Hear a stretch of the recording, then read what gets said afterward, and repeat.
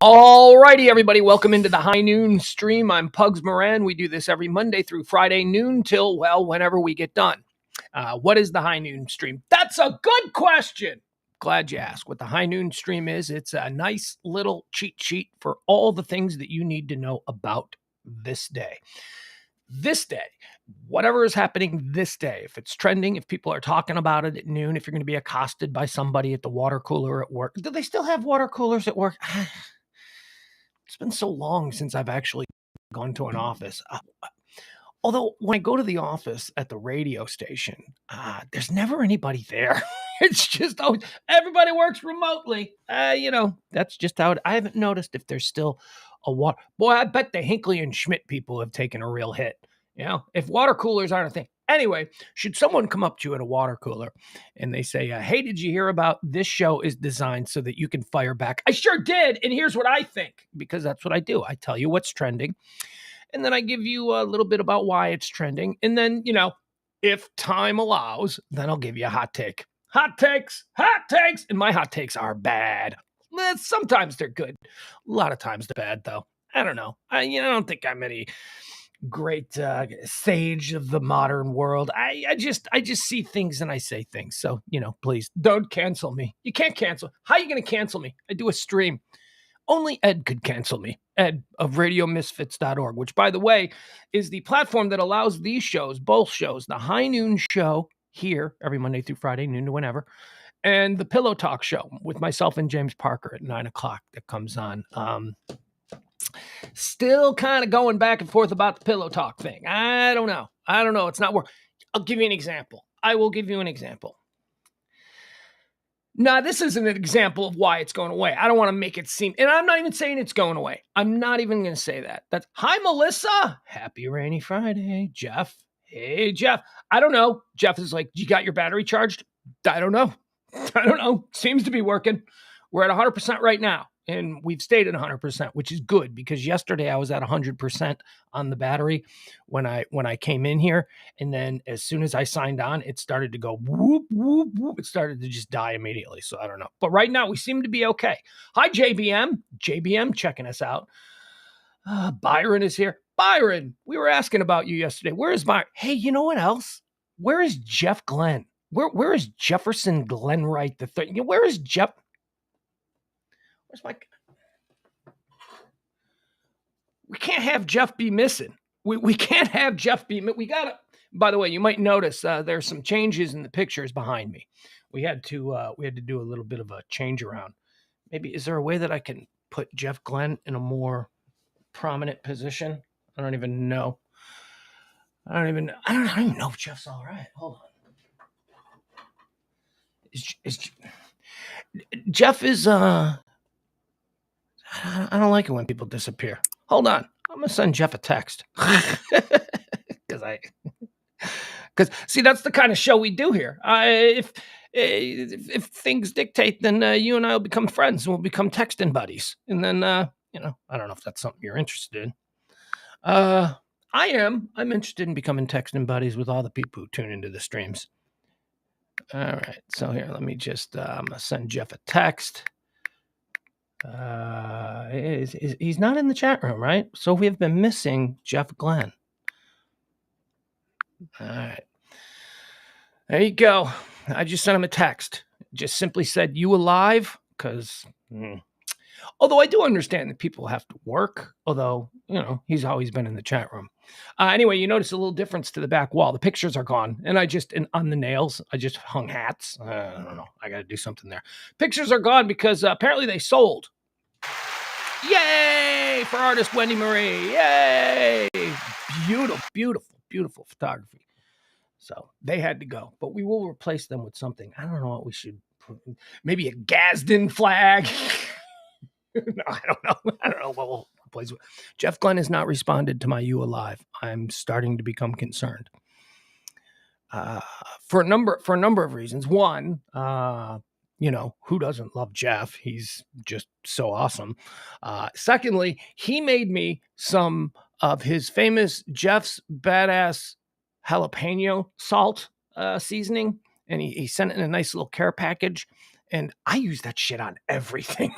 That shit is really good. So he needs to be okay so that he can start producing more of his special Jeff's badass jalapeno seasoning for me. It's like salt, but it's also like garlic salt, but it's got jalapeno in it. Oh, it's really good. It's really good.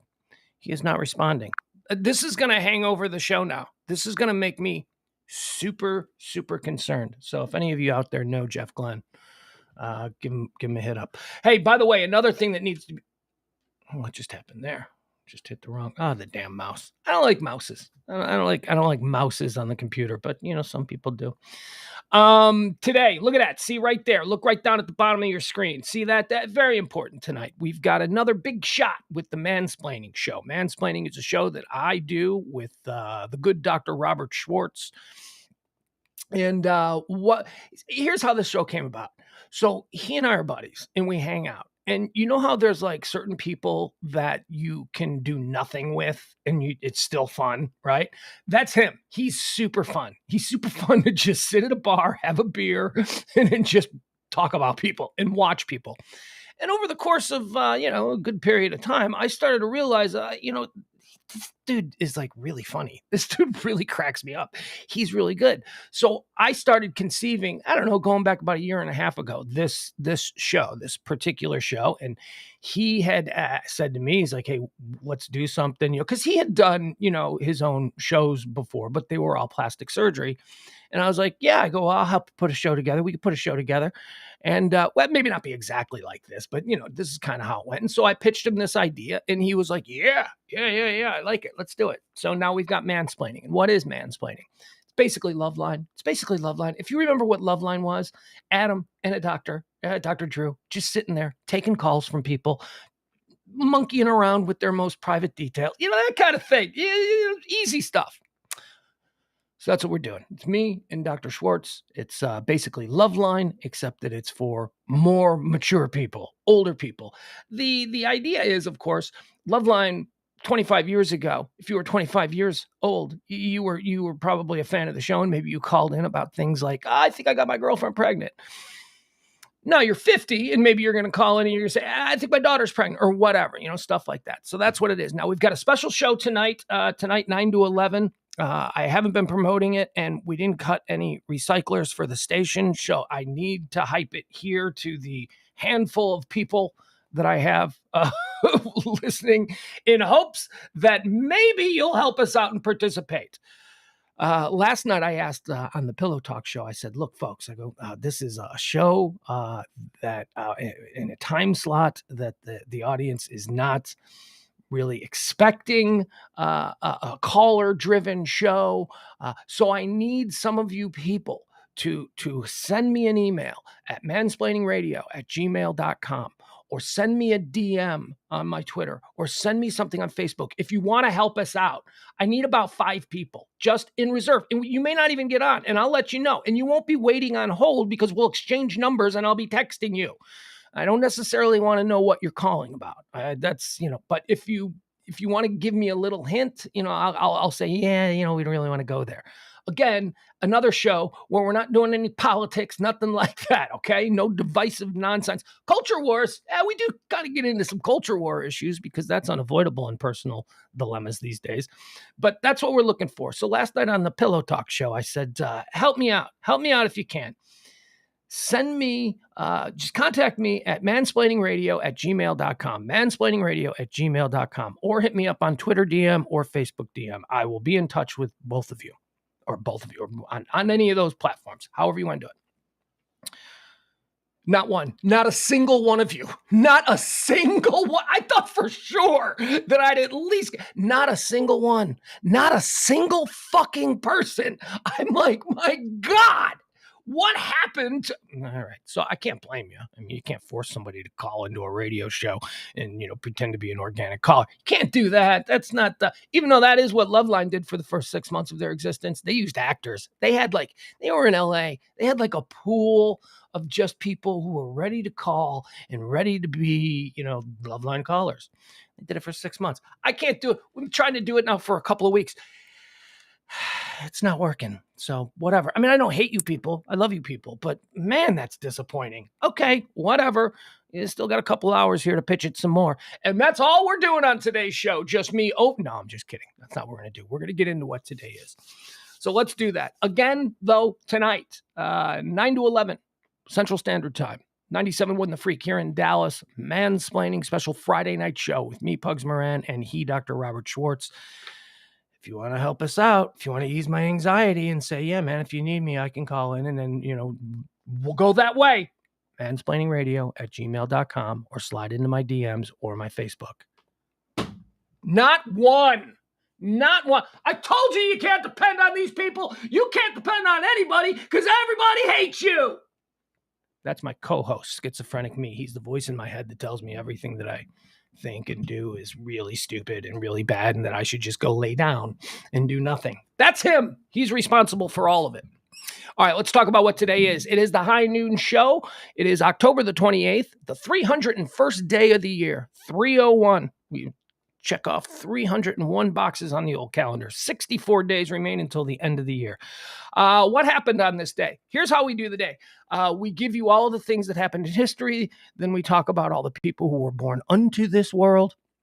And then we go into we mourn some losses, some passings on this day. And then and only then, when I feel satisfied that we have a firm grip on what this day has meant historically, do we delve into the issues of the day. So on this day in 1492, of course, it's a Columbus thing. It's like nothing else happened in the world in 1492. If it's 1492, it's Columbus. On this day in 1492, Christopher Columbus lands in Cuba on his first voyage to the New World, surmising that it's Japan. Yeah, that's right. Not only did he think that continental mainland America was India, so he named all the people Indians, he landed in Cuba and thought he was in Japan. This guy's a clown show. This guy just didn't know where he was. On this day in 1520, Ferdinand Magellan reaches the Pacific Ocean and immediately declares it the Baltic Sea. No, he didn't do that. Magellan knew where he was. Magellan was the guy who knew where he was going. Although, I guess he did have like 30 years to study all of the voyages of Columbus and all the other. But you know what I'm saying? Columbus. Hey, welcome to Cuba. Well, that's a funny way to pronounce Japan. And he didn't back off the shit. Like, even though Christopher Columbus, he went the wrong way. We celebrate a guy who got lost and tripped over his dick into the New World. That's what he did. That's what Columbus did. Let's see here. And it's even worse for Columbus, right? Because like the Vikings, when they set out from Greenland to to find Newfoundland and Canada and all that kind of stuff, they knew they were just heading out into the great wide open. The Vikings were like, we don't know where we're going, but there might be something out there, so let's just go. Columbus had plans. Columbus thought he was going in the other direction. And he just totally, like I said, he tripped over his dick and he discovered the New World. Ferdinand Magellan, on this day in 1520, he reaches the Pacific Ocean. On this day in 1886, U.S. President Grover Cleveland dedicates the Statue of Liberty. Okay, that's a thing. It's a big, giant statue. Symbolic of absolutely nothing these days. Symbolic of nothing. 1919, on this day, the U.S. Congress passed the Volstead Act. This was over President Woodrow Wilson's veto, paving the way for prohibition to begin this coming January. Volstead Act. Today is the day of the Volstead Act. There's Jeff. Yeah, Jeff, I'm looking for you. What, you can't text me back? You can't text me back, Jeff? Come on. I'm sitting here for the last 45 seconds trying to put on a brave face, thinking you're dead. You're not, unless that's a bot. Okay, very good. Thank you, Jeff. I'm glad to see that you're okay. You've been missing the last couple of days. That's how much you mean to this endeavor. On this day in 1919, the United States oh, we already did that. That's the Volstead Act. On this day in 1922, Italian fascists led by Benito Mussolini march on Rome and take over the Italian government. Mussolini was a journalist. He was a popular shit-talking yellow provocateur journalist who basically ginned up the people of Italy to the point where they were all like, you should lead us. And he did. He led them right into losing World War II and all of the problems that ensued in the years after that. So good on you, Italian people. You followed a dummy. Basically, he was like the shit-talking AM radio host of the time. That's what Mussolini was. And people are like, yeah, well, we like what he's saying. Okay. It's nice to know that humanity is dumb across the board. It's not just here in America. I mean, I see American stupidity too much because I live here. And you do too. You know what I'm talking about. But it's nice to know that, that stupidity transcends borders. That stupidity is just part of the human condition. On this day in 1962, the Cuban Missile Crisis ends as Premier Nikita Khrushchev orders the removal of Soviet missiles from Cuba or Japan, depending on if you're a Columbiite. I don't know. What would you call that? Someone who follows Christopher Columbus. You can't do the first one because then you'd be a Christian. You can't do that. That's already taken. No. I don't care. Don't get distracted. I won't. Let's see here. On this day in 2009, U.S. President Barack Obama signs the Matthew Shepard and James Byrd Jr. Hate Crimes Prevention Act. So I've evolved on this issue, on the issue of hate crimes over the years. Initially, I thought, yeah, that sounds like a good idea. And then I was like, well, wait a second. These crimes that are perpetrated against these people, they're already crimes. They already are against the law. So why do we need this added? There's Jeff. That's probably Jeff. So why do we need this added, stuff? And I felt that way for a long time.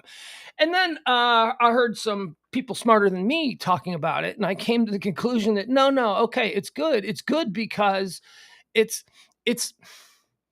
something added that if you're thinking about beating somebody up because you don't like their skin color or their sexual orientation or whatever it is, it's almost a deterrent. So, I don't think there's much mileage in being, I hate the hate crime, anti-hate crime legislation. There's not mileage in that because it's just, come on. It's a good thing. Let it happen. If you beat somebody up because they're Jewish, yeah, you should get whatever it takes, whatever you get for beating somebody up.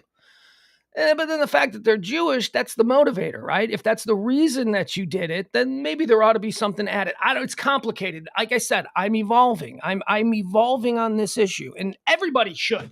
Everybody should constantly think of how they personally process the most complicated issues. Don't just settle on something because you have a tired head. And you go, but it's already legal. I was being lazy when I thought, the whole, it's already, whatever. See, you evolve, you change, you get different. Anyway, it was on this day that the Federal Hate Crime Legislation Prevention Act was signed. How about some birthdays? Let's do some birthdays. We're going to have some fun here with some birthdays. Jonas Salk was born on this day in 1914. American biologist and physician. Did you know he was American? I didn't.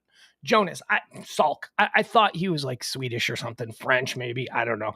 I think I get Jonas Salk confused with Marie Curie, right? What did Marie Curie do? I don't know. What did Jonas Salk? Jonas Salk did polio, right? He solved. He cured. I don't know what he did. We don't have polio anymore. Happy birthday, Jonas Salk. That's all I know about you. Born on this day in 1936, Charlie Daniels, American singer-songwriter, fiddle player, and guitarist. He died in 2020. Charlie Daniels, Devil Went Down to Joe. Jeff says he was fishing yesterday. And he's missed some night shows due to work. Okay, very good. Very good. That's all right. You don't have to explain yourself. Well, you kind of demanded that he did. Well, okay. But that's what you say after you demand something. After you demand something and then they tell you, you say, you don't have to. Yeah, that's how we do. Also born on this date, 1944, Dennis Franz. Come on. Sipowicz from NYPD Blue. Everybody in Chicago knows Dennis Franz because Dennis Franz is like a very famous Chicago actor. And we all thought it was kind of funny that the star of NYPD Blue sounded like he was from Melrose Park. That's, that's the way he talked. Sipowicz was. Did they ever explain that? They ever explained that on NYPD Blue? Why Sipowicz had a really pronounced Chicago accent? One of the great Chicago accent actors of all time. Interestingly enough, I would say Dennis Franz comes in at number one in the Chicago accent actors of all time. Dennis Franz. By the way, my mom hates when I do this voice because she doesn't realize she sounds like this. She doesn't. Nobody in Chicago thinks they got an accent. None of them does. None of them does. And they all do. You go, you live somewhere else, and you hear the way other people talk, and then you go back home to Chicago, and this is all you hear. Now, granted, this is a bit of a cartoonish version of the Chicago accent, but it's kind of close to what Dennis Franz was. Dennis Franz. This is also, by the way, when I get really drunk. If I get really drunk, I start talking like this. People have told me that all the time. They're like, I can tell when you're drunk because you start sounding not like yourself. And I do. I reverts back to. We also put S's on things, things, and we say tings and not things. And that we say that. What do you got over? You got you got that for me? You got that for me's? Yeah. Dennis Franz, loved him. Sipowicz, he dead. She dead. Yeah. Who's the other one? The other one who does the Chicago accent really well is Dennis Farina. You remember Dennis Farina? We got the Dennises, the two Dennises, the guys who had careers in acting, and they had like this awful accent that they absolutely never even tried to stifle down. It was just a part of their whole thing, and they're both named Dennis. But on this day, 1944, the world gained the Dennis Franz. Dennis Farina is dead. Dennis Farina is dead. That's not die. Dennis Farina. Who doesn't love Dennis Farina? Dennis Farina was great too. But Dennis Franz still alive. Born on this day in 1944. Let's see here. Born on this day in 1949, Caitlyn Jenner. Ladies and gentlemen, Caitlyn Jenner was born. I doth protest.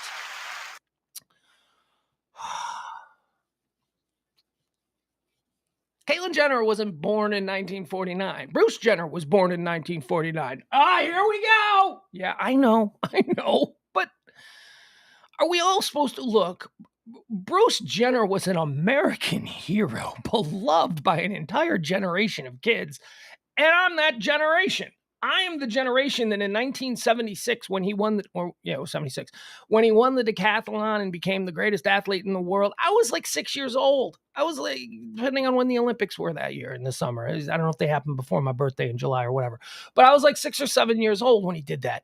And in the ensuing years, man, everything was, for my generation, everything was, Evel Knievel or Muhammad Ali, Harlem Globetrotters, or Bruce Jenner. It was so it is Caitlyn Jenner's birthday, and happy birthday to Caitlyn Jenner.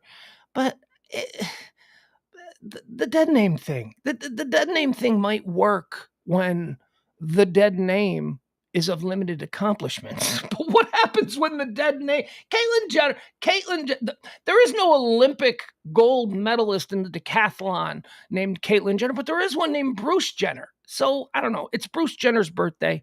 And that's another thing that I don't understand. And again, I'm not anti-trans. This is not anti-trans. This is just a man of my age trying to figure out how I'm supposed to look at this. Because I'm not just going to go along. Okay, I will go along as far as accepting people and respecting people and giving them the right to live their lives the way they choose. Hey, have at it, man. Life sucks. Whatever makes you happy, as long as you're not hurting anybody else, I am fine with it.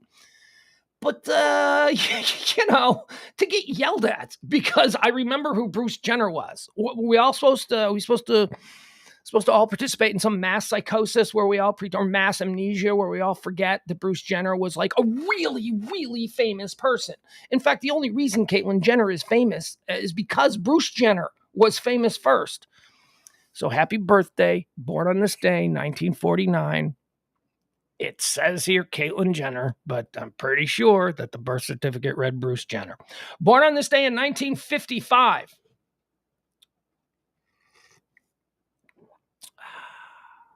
My favorite billionaire, my favorite rich guy, Bill Gates. Bill Gates, American businessman and philanthropist, co-founder of Microsoft. Now, look, I know, Bill Gates is a lizard person who produces child porn in Tom Hanks and Rita Wilson's garage. I know all that. But he's also the billionaire who created that billionaire pact where, they're giving away all their money. I never thought that I would have a list of favorite billionaires, but I do. I have a list now. It's two names. It's two names of people who seem to be taking their obscene wealth and putting it to work for the greater good of society. And that is, who's Bezos' ex-wife? I like her. She's the best one. Bill Gates is second. Bill Gates may have actually done more as far as but this chick, this Jeff Bezos ex-wife chick who's giving away all his money, she's pretty awesome too. So happy birthday to you, Bill Gates. You lizard people age well. Born on this day. Oh, here's a nice little run of 80s hot chicks. Are you ready? A nice little run of 80s hot chicks. 1962, Daphne Zuniga. 1963, Lauren Holly. 1965, Jamie Gertz.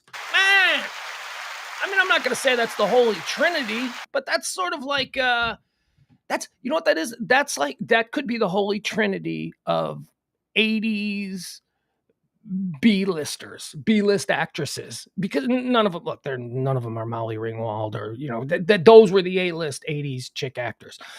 Daphne Zuniga, born on this day in 1962. Daphne Zuniga. What do we know her for? Princess Vespa in Spaceballs, right? I know she did a whole bunch of things, but Princess Vespa in Spaceballs is what I think of her first. I liked Zuniga. I liked her. She was, when I was 15, 16, she was somebody I was like, okay, all right, she's good. Lauren Holly, born on this day in 1963. What do we know her from? What is she most famous from? I don't even know. What was Lauren Holly in? What was she? Dumb and Dumber, right? Wasn't she the girl in Dumb and Dumber that Jim Carrey was in love with? I think that's all right, but still fantastically gifted in the looks department. I can tell you that. I don't know about her chops as an actress because honestly, I don't think I have enough to really go on. But she was. I was attracted to her. Oh, good, because everybody wants to know who you were masturbating to at 17. Okay, see, that's the kind of shit that he says in my head that makes me rethink everything. He's terrible. Jamie Gertz, 1965. Born on this day in 1965. Jamie Gertz. I like Jamie Gertz. Jamie Gertz is probably my favorite of the three. Jamie Gertz was Star in The Lost Boys. Come on, how sexy was Star? She's like a vampire. She was like a hippie with a little bit of goth vampire chick, beach chick. She was like a beach motorcycle hippie. Oh, she was checking all crazy boxes in that movie. And she was really, really good. Oh man. Love Jamie Gertz. How come she didn't become a bigger star? I don't get it. I don't understand why Jamie Gertz didn't become a bigger star. She didn't. She had a show, which by the way, I think you can watch on Amazon Prime. I don't know if it's on Hulu, Amazon Prime, or Netflix. I don't know. It's called The Neighbors, and it only aired for like one season on ABC like 10 years ago. Hysterical situation comedy. One of the great, in my opinion, canceled too soon situation comedies. The Neighbors was about some people who moved into a golf course community. It's like townhomes settled around a golf course, and it's private and gated and all that kind of stuff. And these people, they move in to this townhouse, and they got family. They got a boy and a girl and a mom and a dad. Jamie Gertz was the mom. And they move into this community and they realize that everybody else who lives in the community is an alien from another planet. And it's really funny. It's really funny. The neighbors or whatever. I don't know. The dude who plays the leader of the aliens, never seen him in anything again. And he was so hysterical in this. I don't even know who the guy is. Neighbors. Short-lived ABC comedy starring the birthday girl, Jamie Gertz. Born on this day in 1966, Andy Richter, American actor, producer, and screenwriter, Conan O'Brien's sidekick for many years. Love Andy Richter. Everybody loves Andy Richter. Andy Richter is another one of these Chicago actors who, before he was famous, was kind of well known. He was roommates with a guy that I worked with, so I had a little bit of knowledge of who Andy Richter was. And then Conan came in, boom, and then boom, suddenly he's everywhere. And it's like, isn't that the dude that lived in the other room in the apartment that you were renting? Yeah, it was. He's doing pretty good, huh? Yeah, he's doing real good. So happy birthday, Andy Richter, born on this day in 1966. Born on this day in 1967, Julia Roberts. Talk about your A-listers, huh? Is she still an A-lister? I don't know. What was the last thing she did that I thought was good? Oh, Gaslit. I don't know. What was that? Was that a Paramount thing? I don't know. There was a mini series last year. Actually this year, in the last couple of months, about, she played Martha Mitchell, the wife of the Attorney General of the United States during the Watergate hearing. She was so good. If you haven't seen Gaslit, Gaslit is really good. If you like, again, you got to like things that are about history and about what was really going on behind the scenes. Really going on? You mean with some creative Hollywood license? Yeah, that's true. But you have to be able to funnel the bullshit. Julia Roberts, happy birthday to you. Born on this day in 1967. Born on this day in 1974, Joaquin Phoenix, American actor and producer, weird guy, professional weird guy. He's a weird guy. He's a Joker, right? And that Joaquin Phoenix kind of went over the deep end about 15, 20 years ago. And then he seems to have scratched his way back up to not only relevance, but, sort of acceptance. I don't know. He was weird. He was very weird. He was very odd for a long stretch of time. Joaquin Phoenix, happy birthday. Born on this day in 1974. Born on this day in 1987, Frank Ocean. I don't know anything about Frank Ocean. I just know that he's a name. I know that he's an R&B. Is it hip-hop? He's R&B, right? He's a singer.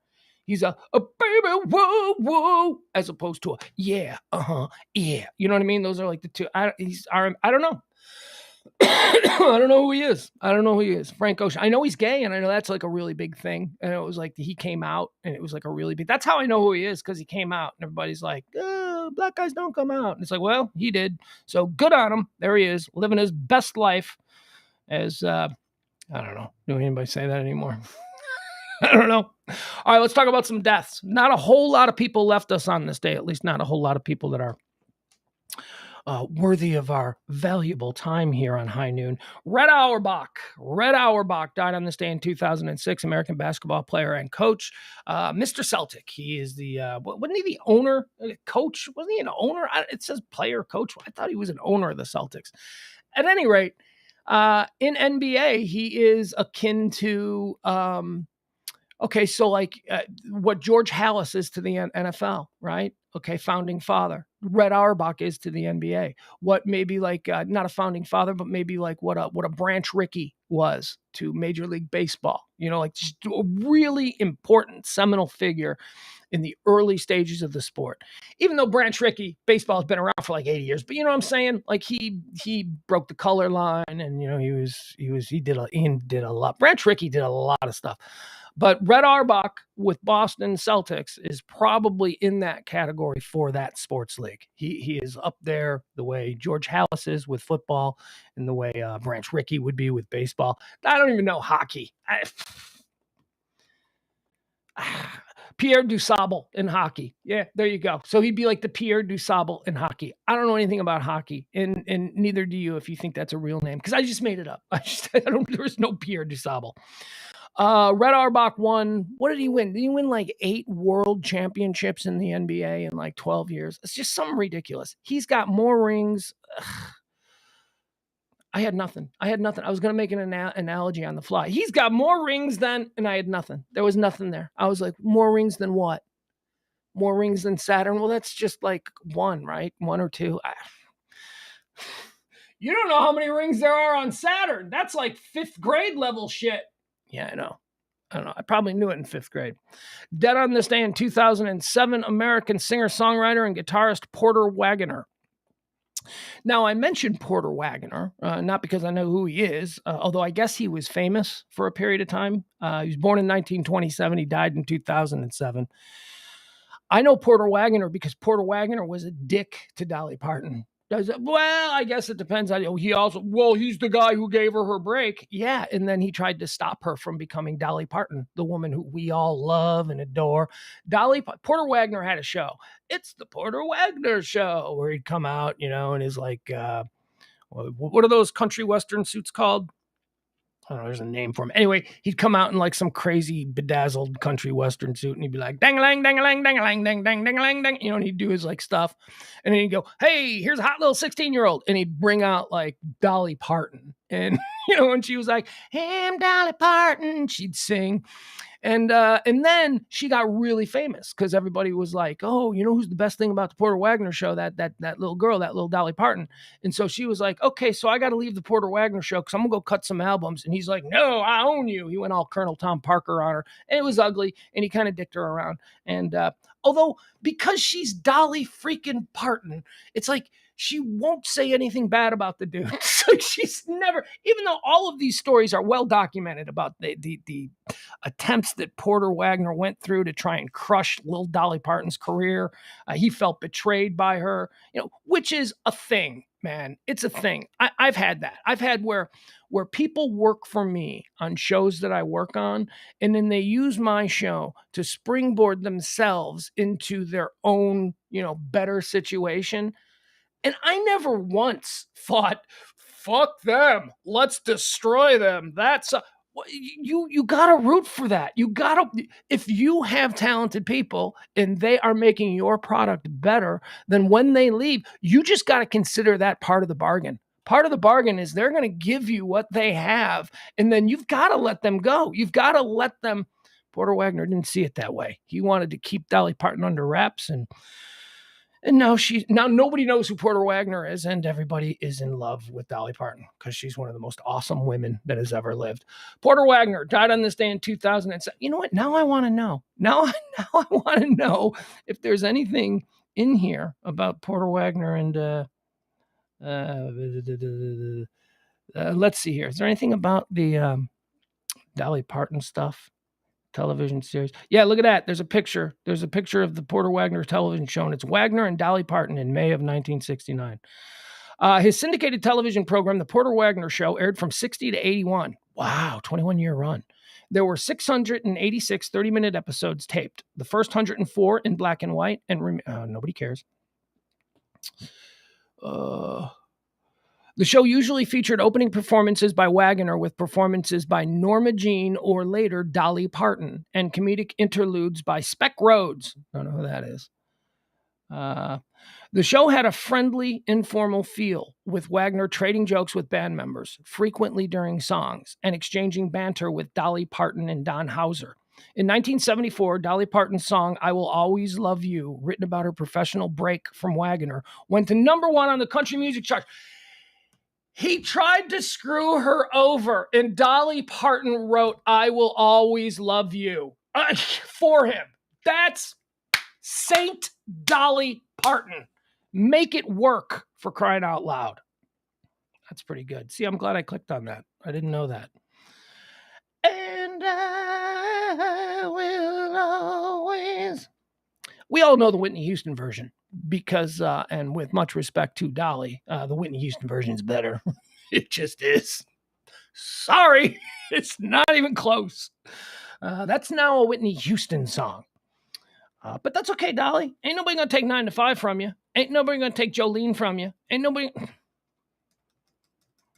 You ran out of Dolly Parton songs off the top of your head, didn't you? Moving on. All right, let's talk about what's trending today.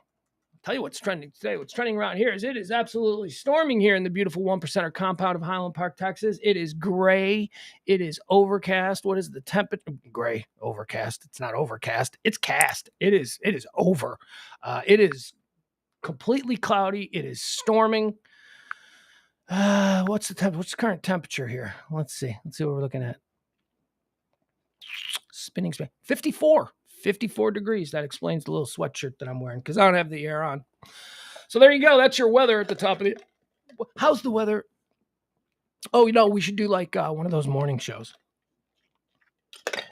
Like on ABC or Today Show or Good Morning America, where it's like, we're like, here's the weather. And then we say, and now here's a look at the weather in your neck of the woods.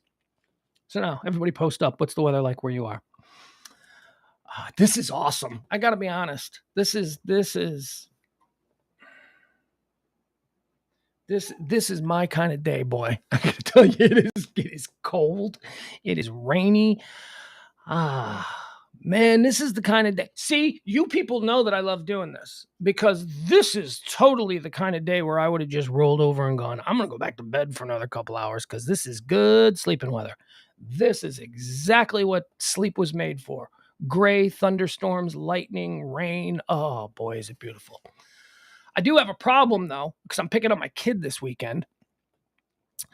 And he's got football practice, and that means I have to pick him up in rush hour. And he only lives like 10, 15 miles away from me. So it's never a terrible, terrible trek to get him. But it's going to be in Friday rush hour during a thunderstorm. Oh, God, it's going to take me 2 hours. Oh, and then we got the Cowboy game this weekend. We're very excited. We're both very excited about Cowboys Bears at AT&T Stadium. Thank you very much. We're going to that. That's going to be fun. There you go. Okay, that's it. Let's get into what is trending. Because let me tell you, I woke up to a crazy story. Paul Pelosi is trending. Paul Pelosi is the husband of Speaker of the House, Nancy Pelosi. He was attacked in his San Francisco home last night, early this morning, depending on your time zone. Beaten with a hammer. They beat him with a hammer. Now, well, here, we'll give you the details, and then I'll sort of wax poetic on the whole thing. Home intruder yelled, "Where's Nancy?" before attacking Pelosi's husband, source said. By the way, this story from, this is ABC News. This story was just updated in the last 3 minutes. So here you go. Because earlier it was, there is no a word on what the motive could have been. That's how it was. But we're all like, oh, it's crazy ass psycho right wing MFer, probably. Probably not crazy left-wing MFer, although we got to keep an eye on that. We don't know. Crazy is crazy. Crazy does as crazy does, right? But it seems to me that like it would be the ramped up right-wingers who would be out for blood for Nancy Pelosi. And this is an example of crazy people being ginned up. If he wasn't crazy, maybe he'd have done some due diligence and he'd have learned that the speaker was not in San Francisco, right, at the time. And how do you, here's what I don't get. How do you go, I'm going to break into the home of the Speaker of the House of the United States of America, and I'm gonna beat them with a hammer. So he brought a hammer. Don't you assume that there's crazy security? Don't you assume that you can't get within like 20 yards of the front door of the home of the Speaker of the House of the United States?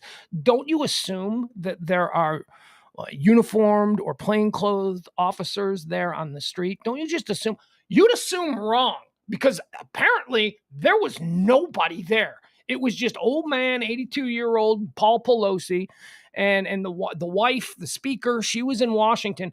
She has the security detail. The security detail follows her wherever she goes. So, all right. So apparently, because of the crazy here and crazy here, apparently now family members of polarizing political figures are on the menu.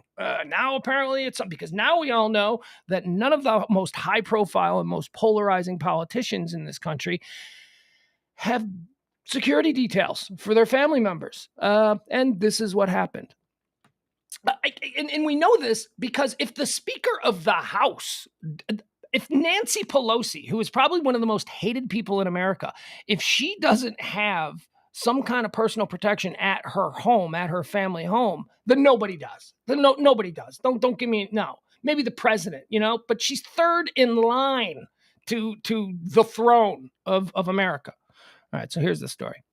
An intruder broke into House Speaker Nancy Pelosi's San Francisco home early Friday morning and violently assaulted her husband, Paul Pelosi. Take all of the politics aside. An 82-year-old man was beaten with a hammer, okay? So shut up. People are terrible. Yeah. Twitter's terrible now. Yeah, we'll get into that. That's trending as well. I've already seen like some things about this on Twitter where I'm like, okay. Okay, that's a little disturbing. An intruder broke into the house of Speaker Nancy Pelosi's in San Francisco early Friday morning and violently assaulted her 82-year-old husband, Paul Pelosi. This, according to a statement from Drew Hamill, the Speaker's spokesperson. A source briefed on the attack tells NPR the assailant was searching for Speaker Pelosi and confronted her husband, shouting, "Where's Nancy? Where's Nancy?"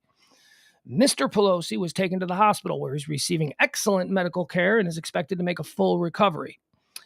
Boy, 82 years old, you get beaten with a hammer and you're expected to make a full recovery. You're either a really strong and tough 82-year-old or dude didn't really beat you all that. I mean, beaten with a hammer? Like, where did he hit him? Oh, details. All right, we'll get details. I'm sure that they'll come out. Mr. Pelosi was taken to the hospital where he's receiving excellent medical care and is expected to make a full recovery. Pelosi, who is second in... Okay, all right, I said third in line. Here, they got tricky with it. Pelosi, who is second in line to the presidency after the vice president. So third. That was such an unnecessary sentence. Ugh. Pelosi, who is second in line to the presidency after the vice president, was not at home at the time of the break-in and attack. The break-in at her residence raises serious questions about the security of the home of one of the most powerful lawmakers in the country. The U.S. Capitol Police is assisting the FBI and the San Francisco Police with a joint investigation into the break-in. Special agents with the USCP's California Field Office, United States Capitol Police. That would be Capitol Police.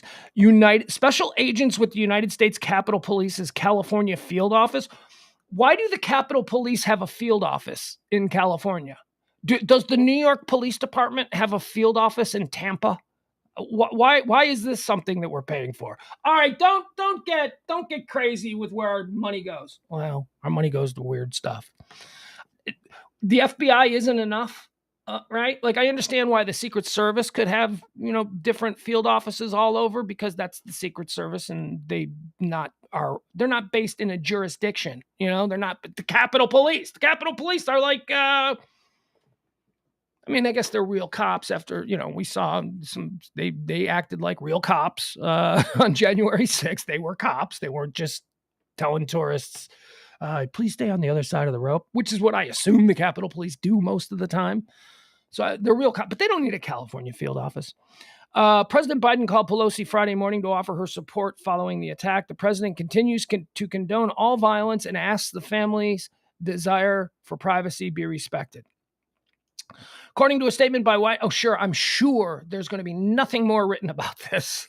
I'm sure that we're all going to just fall in line and respect the privacy of old 82-year-old Paul Pelosi. The attack comes as political figures and their families face an uptick in threats. Yeah, okay. Yeah, we know. Nobody. Okay. Lawmakers react to the assault. I don't care. Oh, look at this. Leader McConnell says, horrified and disgusted by the reports that Paul Pelosi was assaulted in his and Speaker Pelosi's home last night. Grateful to hear that Paul is on track to make a full recovery and that law enforcement, including our stellar Capitol Police, are on the case. I don't know. It's kind of you know what? I'm being a dick. That was me being a dick. That was the proper response. Good for him. Good for McConnell. There you go. Proper response. Texas GOP Senator Ted Cruz called the attack horrific and added, "We can have our political differences, but violence is always wrong and unacceptable." All these politicians, they say the right thing in the moment, don't they? Let's check back in 2 weeks and see where he is after the incubator of lies and bullshit has been given a couple of weeks. Jussie Smollett is already trending because there is a large portion of you, and I say you because, some of you people support these people. Large portion say, it's like Jussie Smollett. It didn't really happen. Oh, God. See, the difference is that with the Jussie Smollett thing, most people familiar with that story from Ground Zero were, that's bullshit. That doesn't seem right. Why did he go to Subway at 2 a.m. when the Subway he said he was going to closed at 11 o'clock at night, and it was the coldest night of the year? Well, nobody in Chicago walks 3 blocks to a closed Subway on the coldest night of the year. And when I say coldest, we are talking about minus 80-degree wind chill factors. We are talking actual standing air temperature of probably minus 15, minus 20, something like that. It was the coldest night of the year, and this idiot decides to go for it. Nobody believed that story. This one, this. And this is, you're talking about the husband of the Speaker of the House. This is going to get some real serious investigation. So if it's a Jussie Smollett was like a third string actor on a show that very few people watched. What are you talking about? Empire was a hit.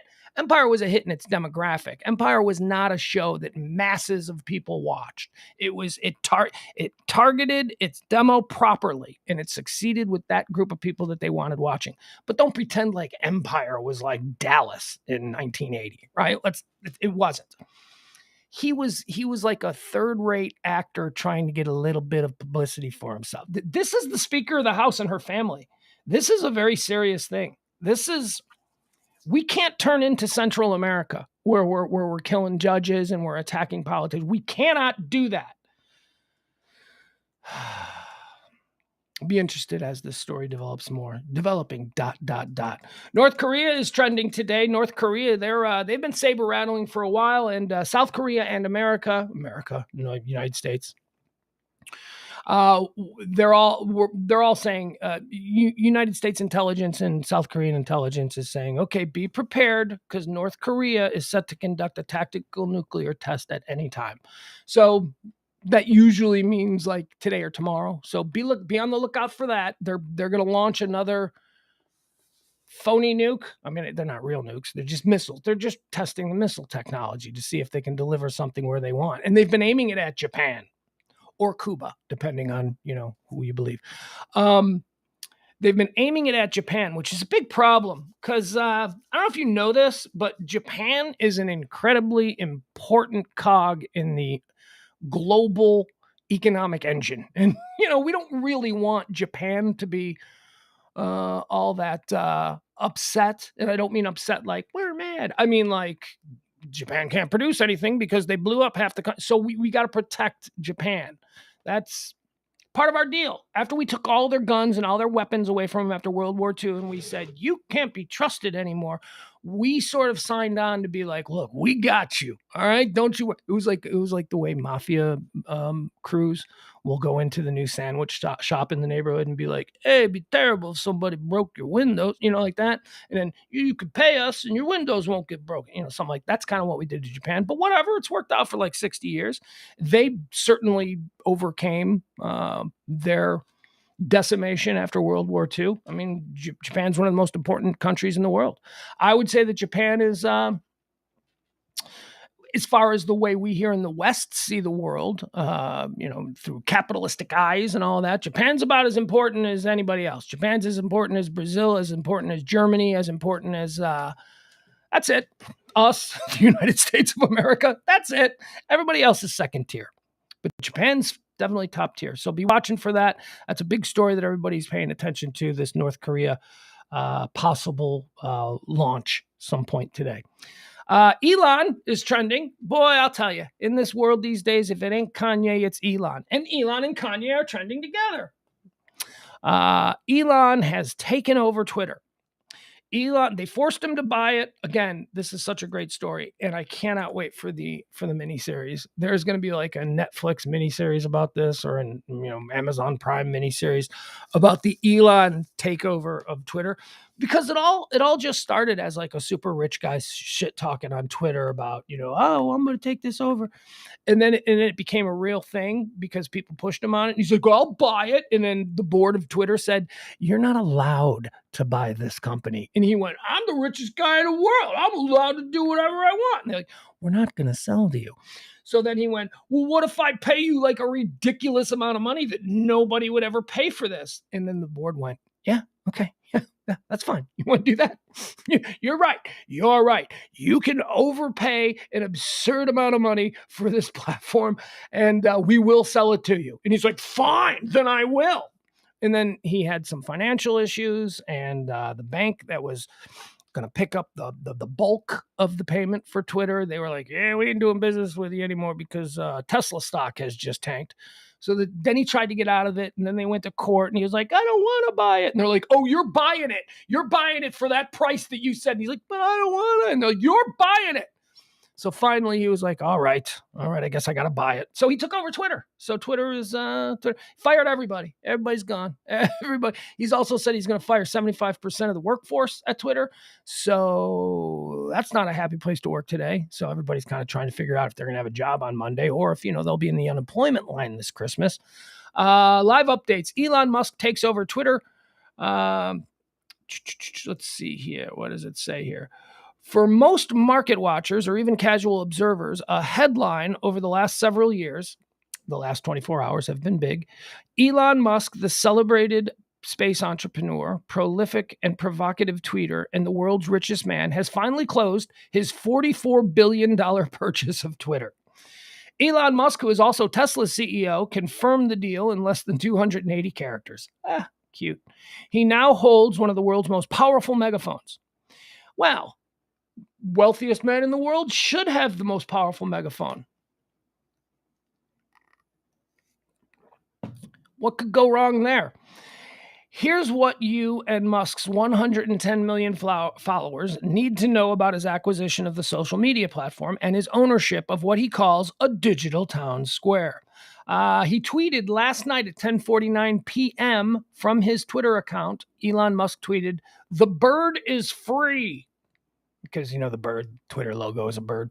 That tweet was quickly met with a reply from European Union Internal Markets Commissioner Thierry Breton to Musk, who is a regular critic of international regulars. Thierry Breton says, in Europe, the bird will fly by our rules. Ooh. Twitter handles some 500 million to 700 million tweets a day. I'm responsible for about 15 of those, which adds up to roughly 12 terabytes of data every 24 hours. That's a huge risk if that data falls into the wrong hands. Arthur Herman's, I don't care about this. I don't think Elon Musk is evil. I don't think he's going to turn Twitter into some awful Nazi propaganda machine. I'm not worried about that. People are complaining about this because they're like, he's going to let Trump back on. He's going to let Kanye back. So what? So fine. So block these people. That's a beautiful feature that Twitter has. If you don't want to see what these people are saying, you can block them. I've blocked a whole bunch of people. My Twitter feed is wonderful. It's all comedians. It's all interesting people. It's all fun. No politics. I have no, as a matter of fact, I have blocked some of you. I have blocked some of you for tweeting, not some of you directly, but I have blocked people who are like, what'd you block me for? I'm like, because you tweeted politics. Yeah, but I thought that's probably something you agreed with. I don't care. I block everybody who tweets about politics. Your politics need to maintain or need to remain in your head, okay? That's why they have a curtain when you go to vote. Shut your mouth about your politics. Nobody cares, okay? That's what I do. And that's what everybody should do. But everybody's pearl clutching. Oh, it's going to be ugly. It's only ugly if that's what you follow. There was a story about Twitter yesterday about how porn has taken over Twitter. I never see porn on Twitter. I never see porn on Twitter because I don't follow anybody who's going to be tweeting porn. Now, this is a little different than Facebook. I don't use Facebook all that much because Facebook, it just seems like I can't curate my page to get to a place where I'm comfortable with it, because somebody's crazy uncle that I met at a backyard party 15 years ago is always going to pop up with, we need to burn the whole world down. I don't need that. I don't want that. I don't want to see that. I don't need I don't need to see some really stupid long thread of a political debate by two people who I knew in high school were morons. I don't need that. So I don't use Facebook a lot because it's harder to control that there. But Twitter, if you're worried about being subjected to things you don't want to see, first of all, you suck. Second of all, you can control that. You can control that on Twitter. So stop it. So the world's richest man owns Twitter. Big deal. He's going to turn it into... No, he's not, because if he just turns it into an awful place where it's just all awful people, then, it'll be Parler. And I don't go to Parler. I don't need that. That's not something I need to be a part of. I don't even go to Facebook much anymore. Sometimes I do. But it's anyway. This is crazy. It's people getting all freaked out over Elon Musk going to ruin Twitter. Twitter's already been kind of ruined. Twitter is, I mean, I like it. Don't get me wrong. It is my platform of choice. It's the easiest one. It's the one, like I said, it's the one where when I go to look for information because of the way I've curated my page, it's all nicely laid out in front of me. All the people who I trust, all the people who I think are decent and normal, they're all right there telling me about the world today.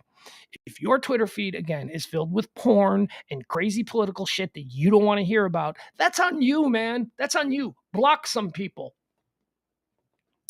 Asteroid is trending. We got an asteroid. We got an asteroid that's going to pass by Earth in the next couple of weeks here, and they're going to, it's probably a nothing story. Although I always like to think of it like this: if it wasn't a nothing story,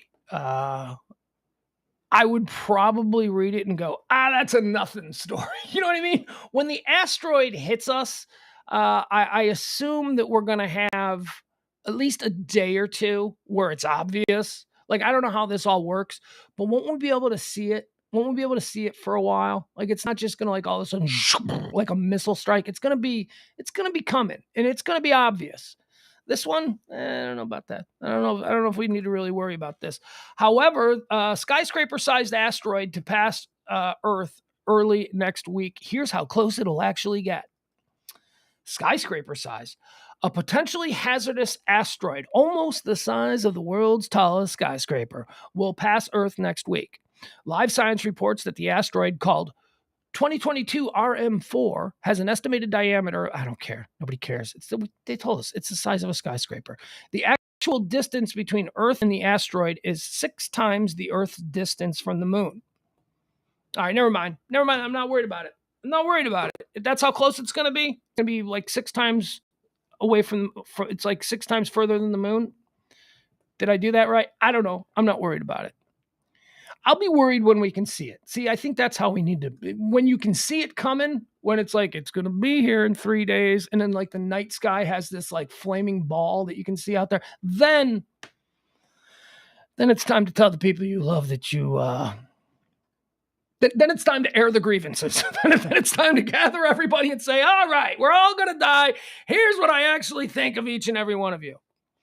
Hawaii is trending because there's an issue in Hawaii too. Apparently they got some big ass volcano in Hawaii that's been a rumbling and a bumbling and a stumbling, and people are going, hey, we ought to be paying attention to this because it's doing something. Hawaii's Big Island gets warning as huge volcano rumbles and stumbles and bumbles and fumbles. Hawaii's officials are warning residents of the Big Island that the world's largest active volcano, Mauna Loa. I don't know if I'm pronouncing that right. Polynesian. What is the proper? What kind of word is that? Are those Polynesian words? I don't know. Or is that racist? I don't know.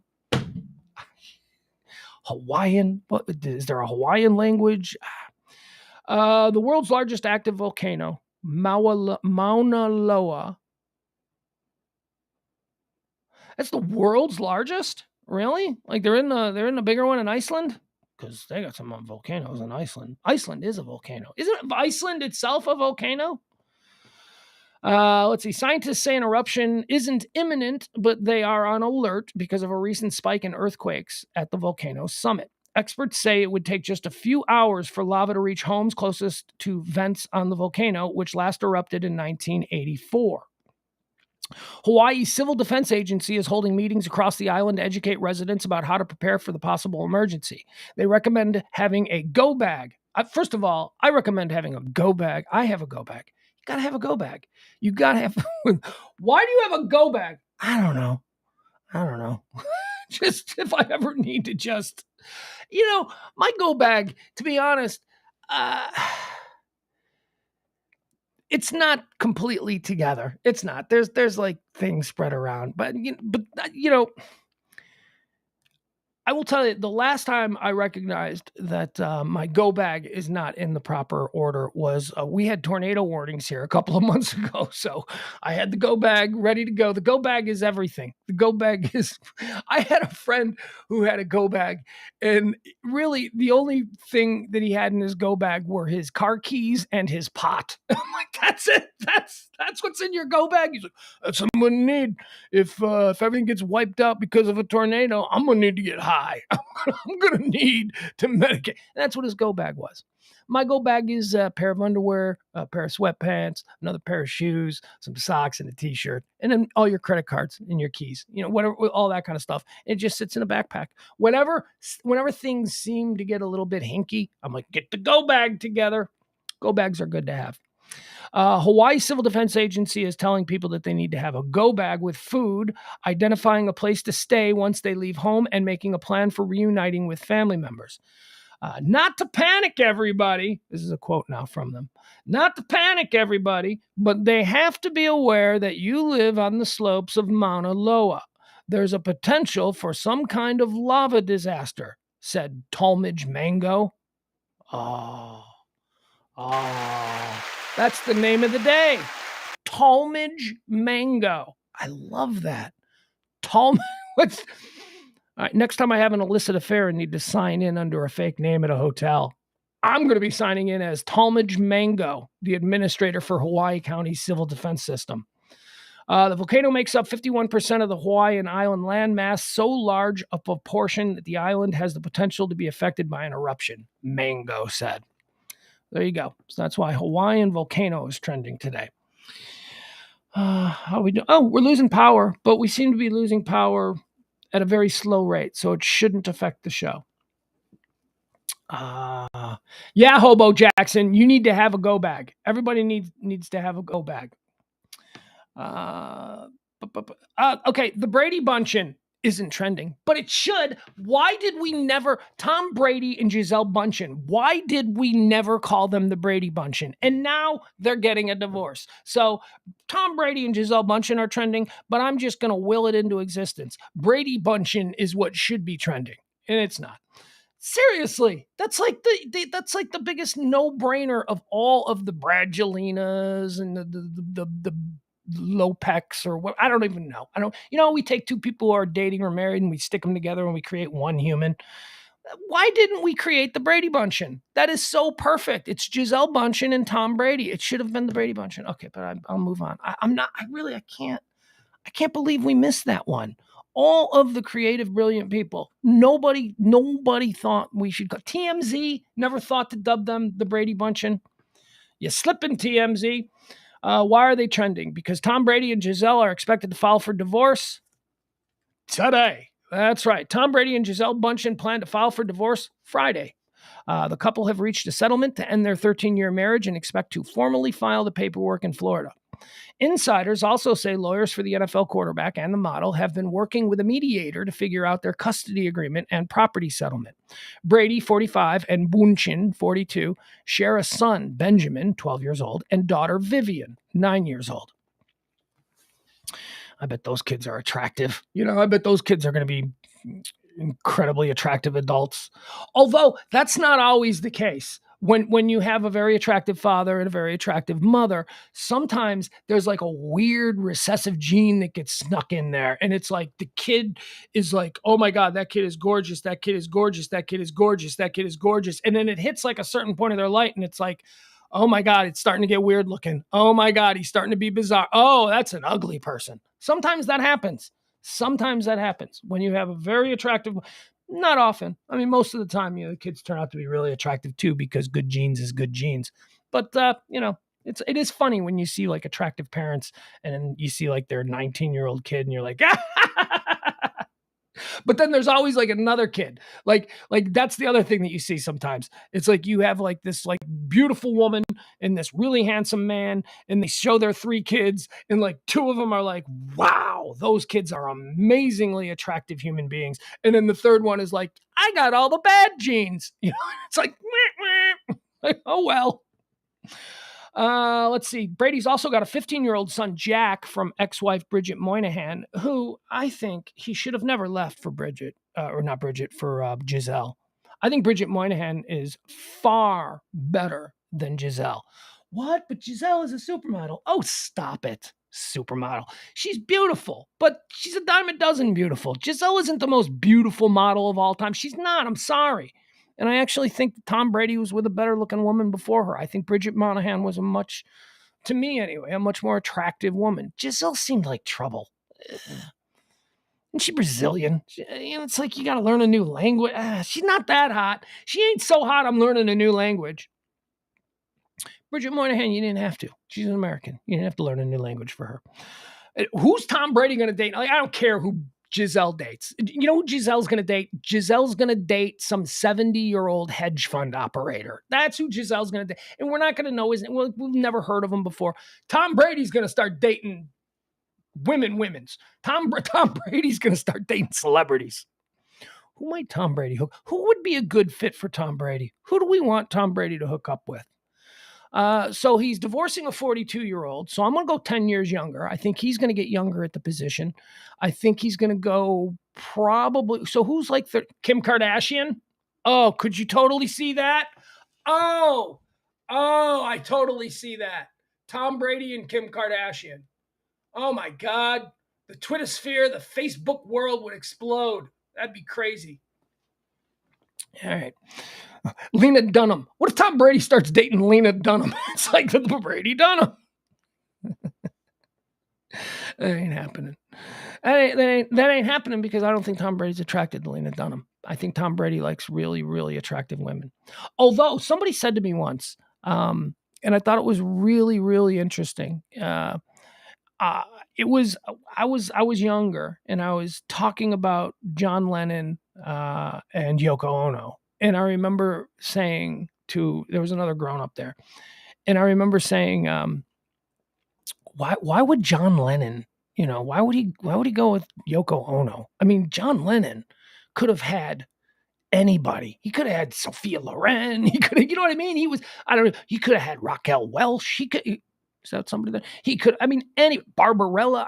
John Lennon could have had any woman that he wanted, and he went with Yoko Ono. And as a kid, I was like, she doesn't seem like she's on the same, she seems like he could get more attractive. And this grown up I'm telling you, this like really stuck with me.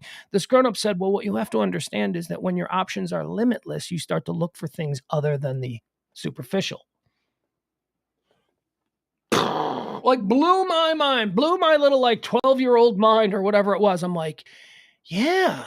So if I had nothing but candy in front of me and I could eat any candy in the world that I wanted, I might enjoy a bowl of broccoli because humans are complicated, because humans are weird. The divorce document between Brady and Bunchen will be short, and the terms of the settlement will remain confidential and sealed. Page 6 has exclusively reported earlier this month that both Brady and Bunchen had hired divorce attorneys. The pair, who have been living separately for months, hit a rocky patch when they had an epic fight over Brady's refusal to retire from his football career. Yeah, look, she's got it right. She's got it right. We were all like, what? He's coming back? Tom Brady played his final season. It was, he's the greatest quarterback of all time. Tom Brady's the GOAT. Take a bow. It's the last time Tom Brady's going to be at Cleveland Municipal Stadium or whatever it was. He did his little tour. Everybody's like, Tom Brady. And then he retired and he's like, I'm done. I'm going to go spend time with my family.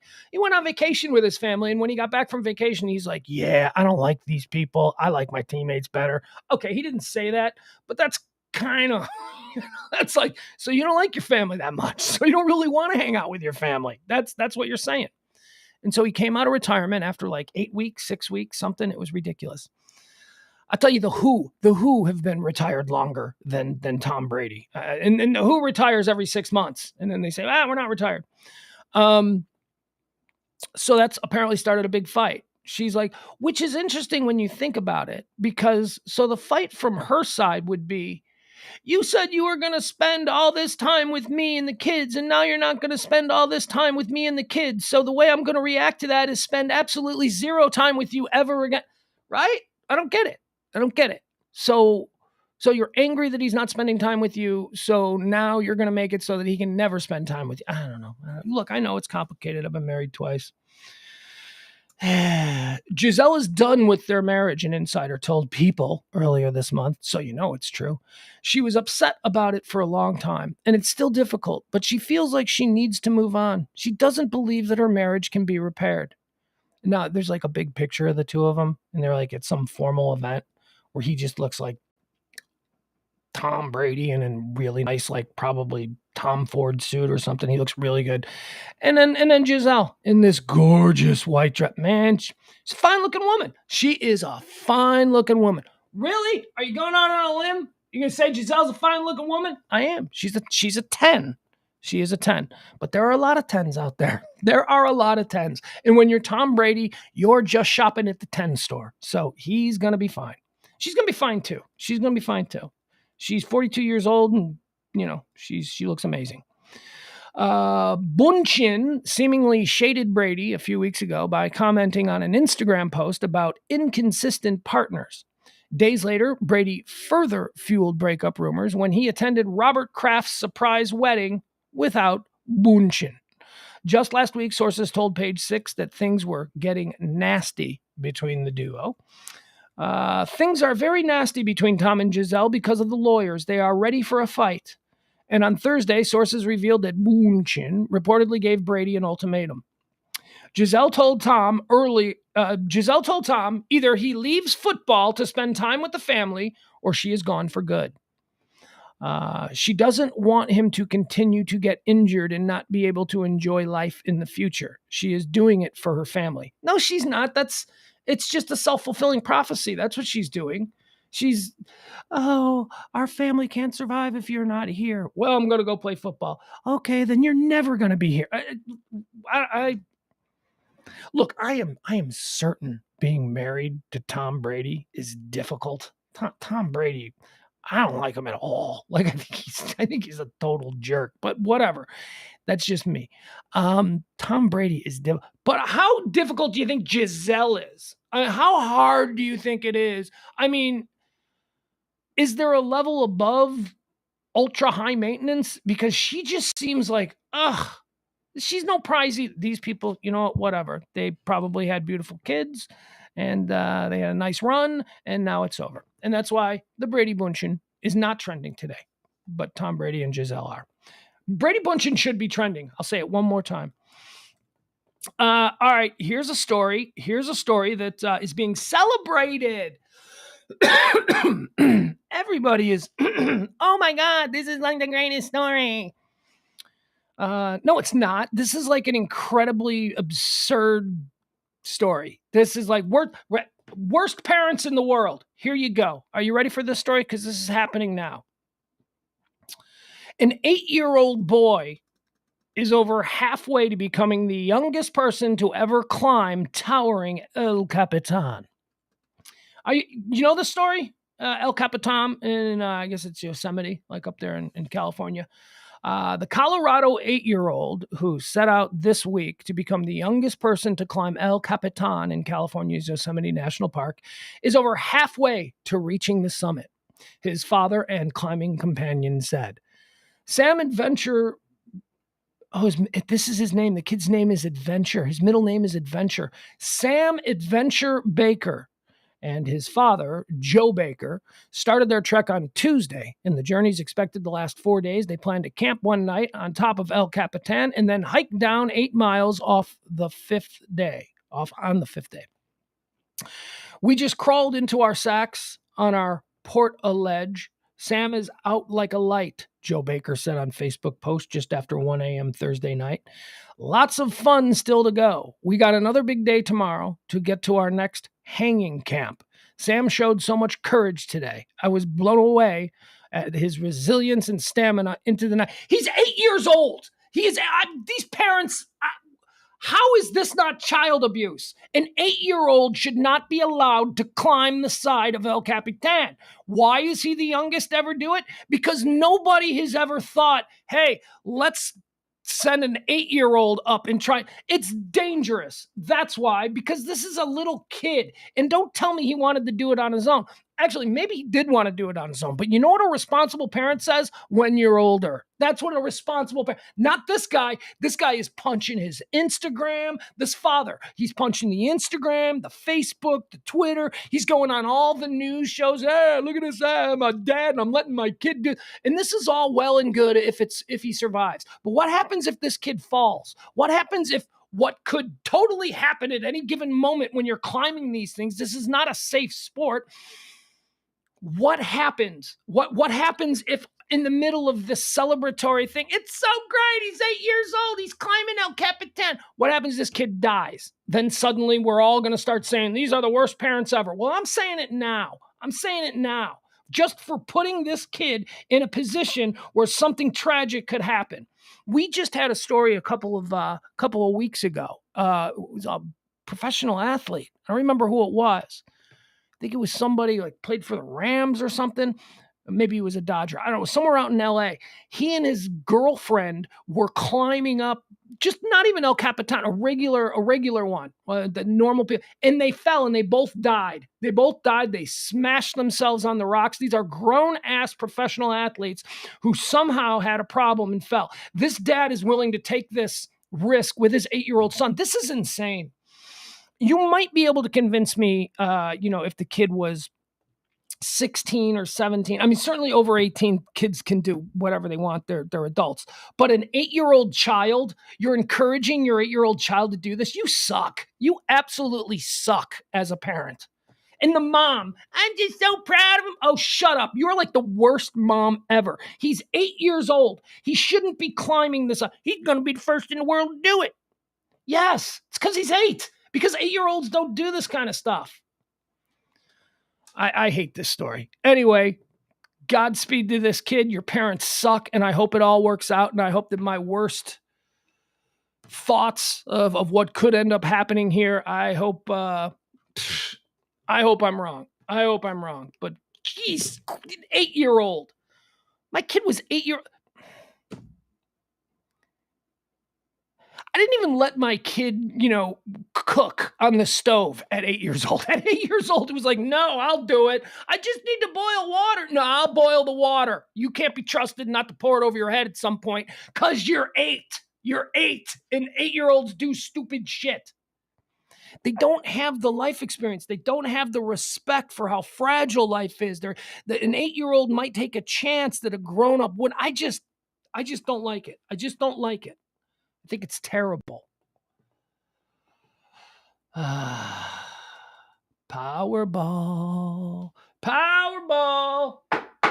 Who's going to be worth $800 million come Sunday morning? Nah, probably not me. Probably not this guy. But Powerball is back up. Powerball. Nobody won. Apparently nobody won. This kind of getting regular, right? Where we're getting within a boob hair from $1 billion on these Powerballs. Have we had Powerball over $1 billion? I don't know. I think I ask this question every time one of these Powerball stories come through. Powerball probabilities. It's 800 million. The drawing is tomorrow. The drawing is tomorrow night. So let's see here. What is this about? This is Saturday night's Powerball drawing has an estimated jackpot of $800 million. The odds of winning all that money, 1 in 292,201,338.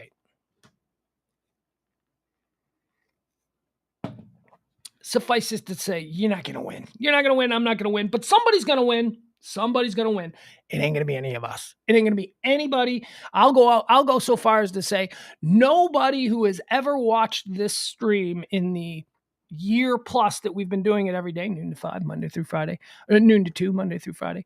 Not one person who has ever seen this stream is going to win. Now, nobody's going to win. It's going to be? It's going to be somebody in rural Ohio.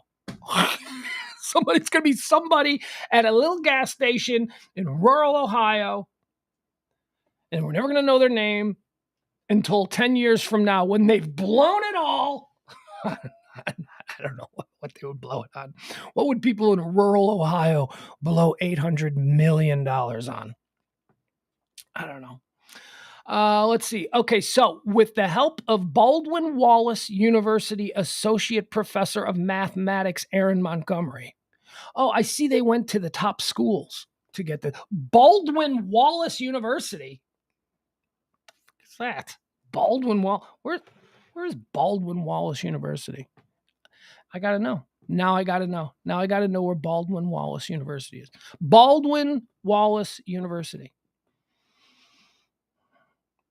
Ohio. It's in Ohio. It's in Berea, Ohio. So there we go.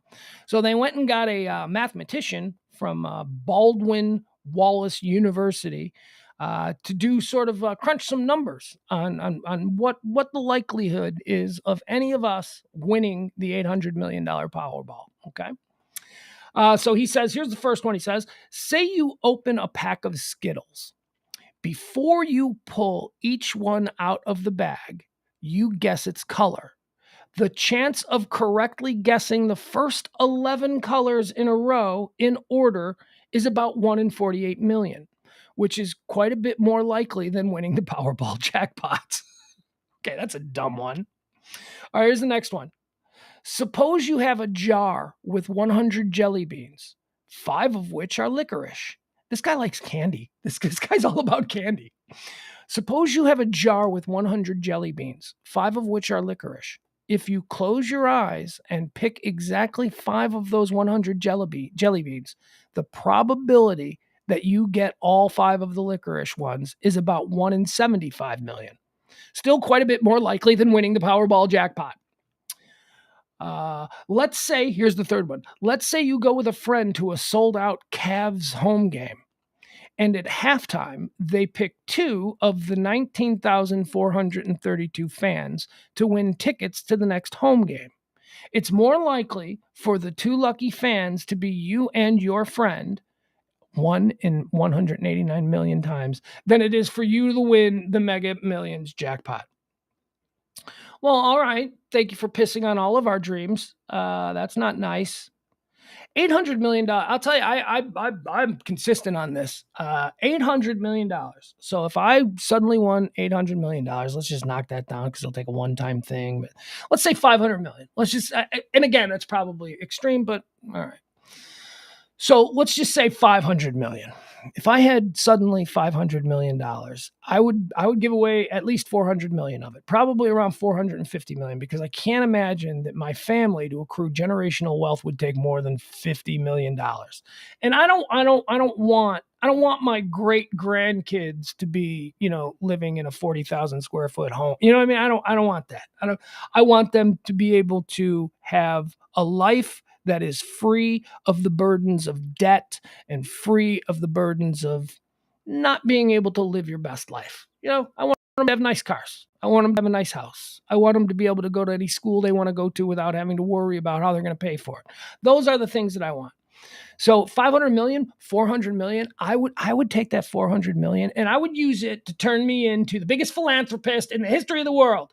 Although it's kind of hard to do because Bill Gates is pretty big, and so is that chick who took all of Bezos' money, who's now giving it all away. But you know what I mean? I think I'd take that 400 million and I would create a TV show, and it would be a live TV show, kind of like live. And every day I would just drop somewhere randomly in America, and I would knock on your door, and if you say the secret word, here's $1 million. I'd do that. I'd do that on a YouTube channel. That'd be great. I'd give it all away.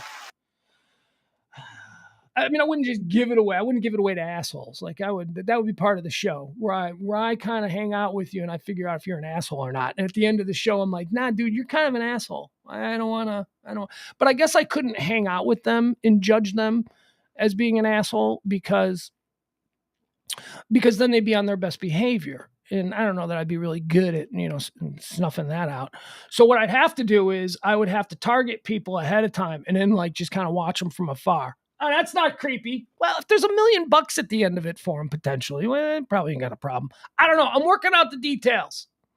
Step 1, win the Powerball, which, as I'm learning here, is probably not likely.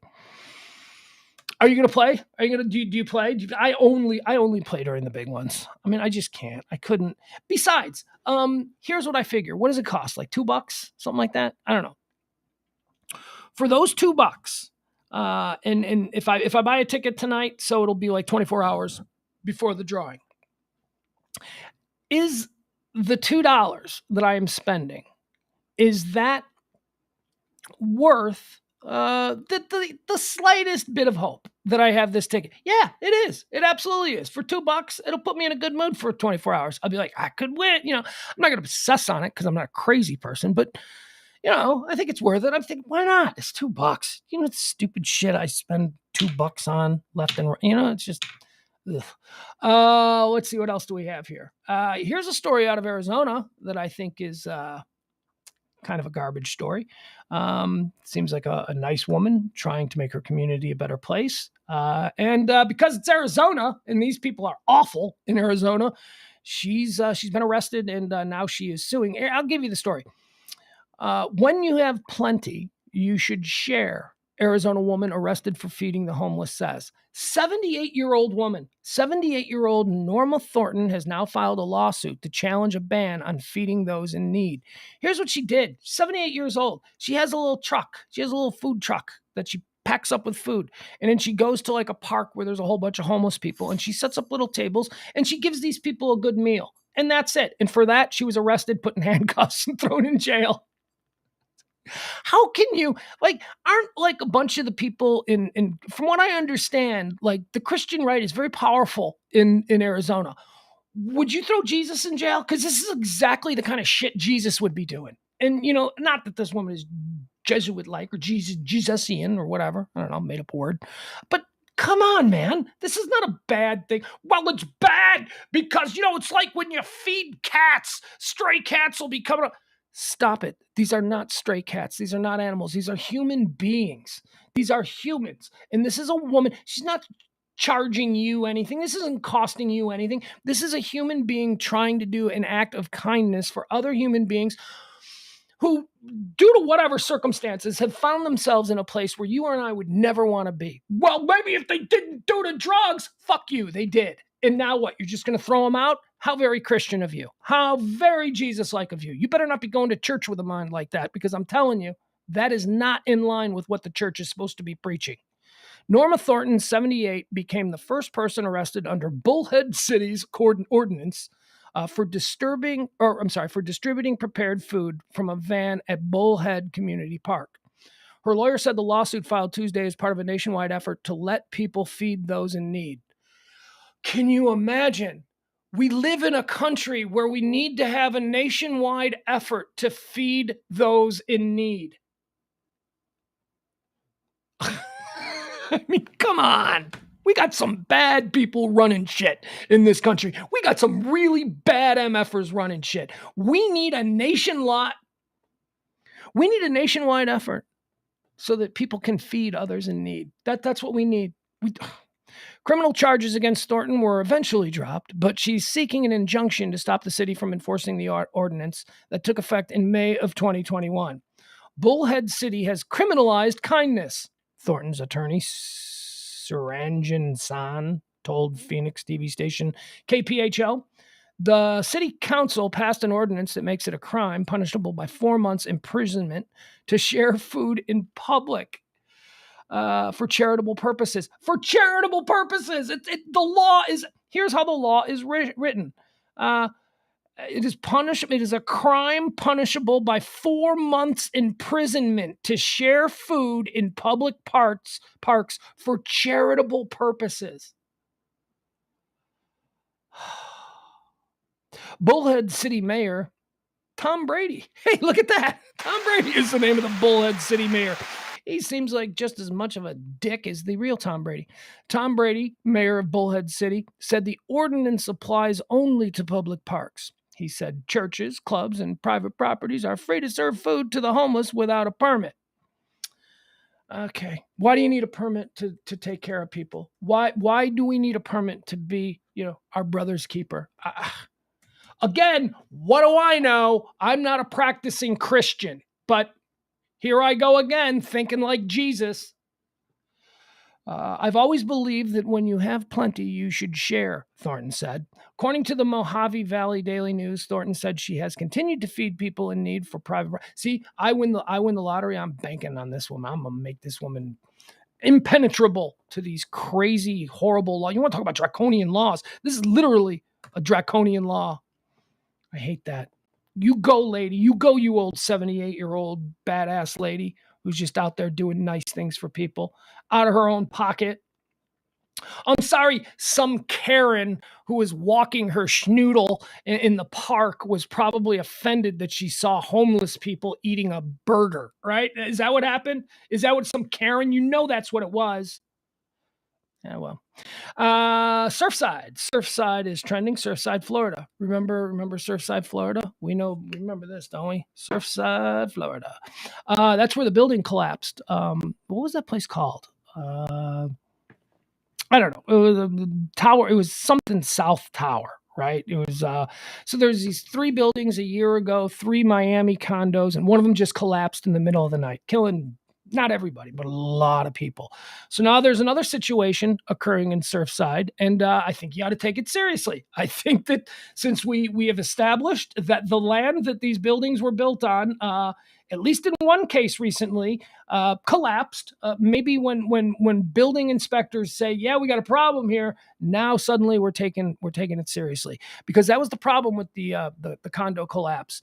The building was already designated unsafe, and they were getting ready to do some work and fix it. But the wheels of bureaucracy, they turned a little bit too slow, and now there's a bunch of dead children, a bunch of dead kids who were just sleeping in their bedrooms, and entire families wiped out. Miami building in Surfside has been evacuated for structural reasons. Let's see here. Residents of the 14-story Port Royal building are being forced to evacuate after officials determined that the building was unsafe. Residents of a 14-story building in Miami were forced to evacuate Thursday evening following an unsafe structure notice just a year after a nearby building collapsed in June of 21 and killed 98 people. The 164-unit Port Royal building's residents were given a mandatory notice to vacate by the condo board around 5 p.m. local time and were asked to leave by 7 p.m. All right, so how does this work? So if you and me, if we live in this building and they knock on the door, gotta get out. We've determined that the building's structurally unsafe. You guys, man, we got some wicked winds coming through here right now. Speaking of structurally unsafe, where I'm doing the show from right now, there is a gigantic, probably 800-pound tree limb that is dangling right over my head. Right above the structure that I am in is a gigantic, this tree is well over 100 years old. It is a massive, glorious pecan tree. And it's got a gigantic branch that You guys hear that wind? It's got a gigantic you could watch me get crushed to death right now. It's got a gigantic limb that precariously dangles over the top of the building, the structure that I'm in. And when I say precariously, I say that because it's all wired up. It's like at some point, somebody went, yeah, that tree limb, that's going to break off and that's going to crush that entire guest house. Maybe we should do something. So there's all kinds of cables that got it. And when the wind blows like this, I watch the cables going, it's very disturbing. So if I'm a little distracted, where am I going to go? It's raining outside. I'm not going to go outside. And the damn thing is pretty much over the entire structure. So I don't know where the safest place to be is in here. I'm not worried. But now you have a reason to stay tuned in, because you could see me crushed as I talk about a building that collapsed. The 164-unit Port Royal building's residents were given a mandatory notice to vacate the condo by around 5 o'clock. Okay, yeah. So how does that work? So they tell you get out.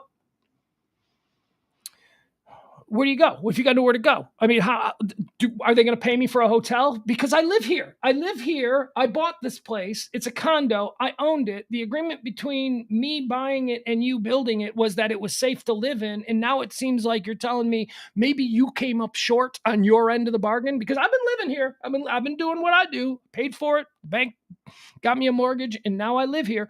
But you're now telling me that because maybe you haven't been quite as up on things as you should have, now I've suddenly got to emergency evacuate at 5 o'clock. Who pays for my hotel room?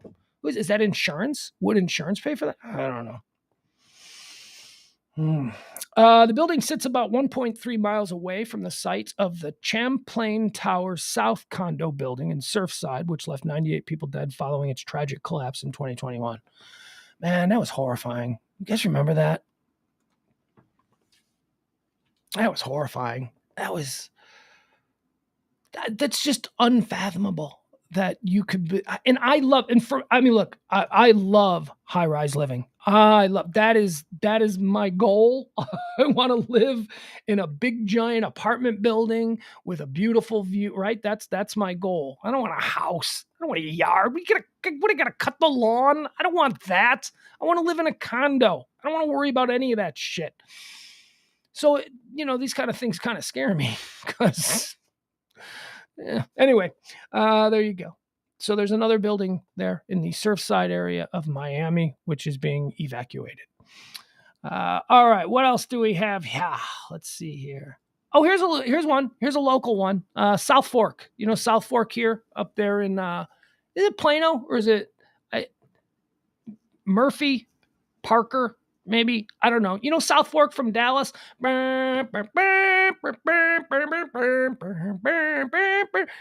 South Fork Ranch. I've been there a couple of times. I've been there for a couple of like parties and like benefits. It's basically like a banquet hall now. I mean, I don't know. I guess it's a Dallas museum and all that, but you can do fancy parties and stuff there. I was there for a 50th birthday party once. I don't remember what it was a charity event that I was there for. It was a veterans thing that we did there. It's cool. If you remember the TV show Dallas, you're like, okay, yeah, this is the Dallas house. Look at this. All right, it's the South Fork Ranch. But honestly, it's not that impressive. It's really not. It's kind of like Graceland. Like like when I went to Graceland and got banned for life. That's a story for another day. But when I went to Graceland, I was like, what, this? This is his house? This is Graceland? This isn't that great. I mean, honestly, there are houses in the neighborhood I live in right now that are far better than where Elvis lived and far better than South Fork Ranch. So anyway, why is South Fork Ranch trending? It's trending because a Dallas developer has purchased the property and they are going to develop it. However, they are saying, don't worry about it. We're going to leave the house. We're going to leave the, I think 44 acres. They're going to leave the house and 44 acres of ranch. They have actually, that's not what they're saying. What they're saying is, at this time, we have no plans to take down, but they're going to develop the rest of like the 5,000 acres that it sits on. And they're going to build fancy rich people houses. And it's going to be a nice neighborhood, which I think is fine. I think that would be cool. I mean, it's not a working ranch anymore, and this is a booming part of North Texas. I mean, why wouldn't you build it? There's a whole bunch. I mean, everywhere else that's got a big giant field that's empty, everywhere else is being developed. So why not? And you can totally sell. They'll probably call it South Fork Estates or something like that. South Fork Ranch. They'll call it that. And you'll just live in a neighborhood with like super big McMansions, and off in the distance you'll be like, that's the Dallas house.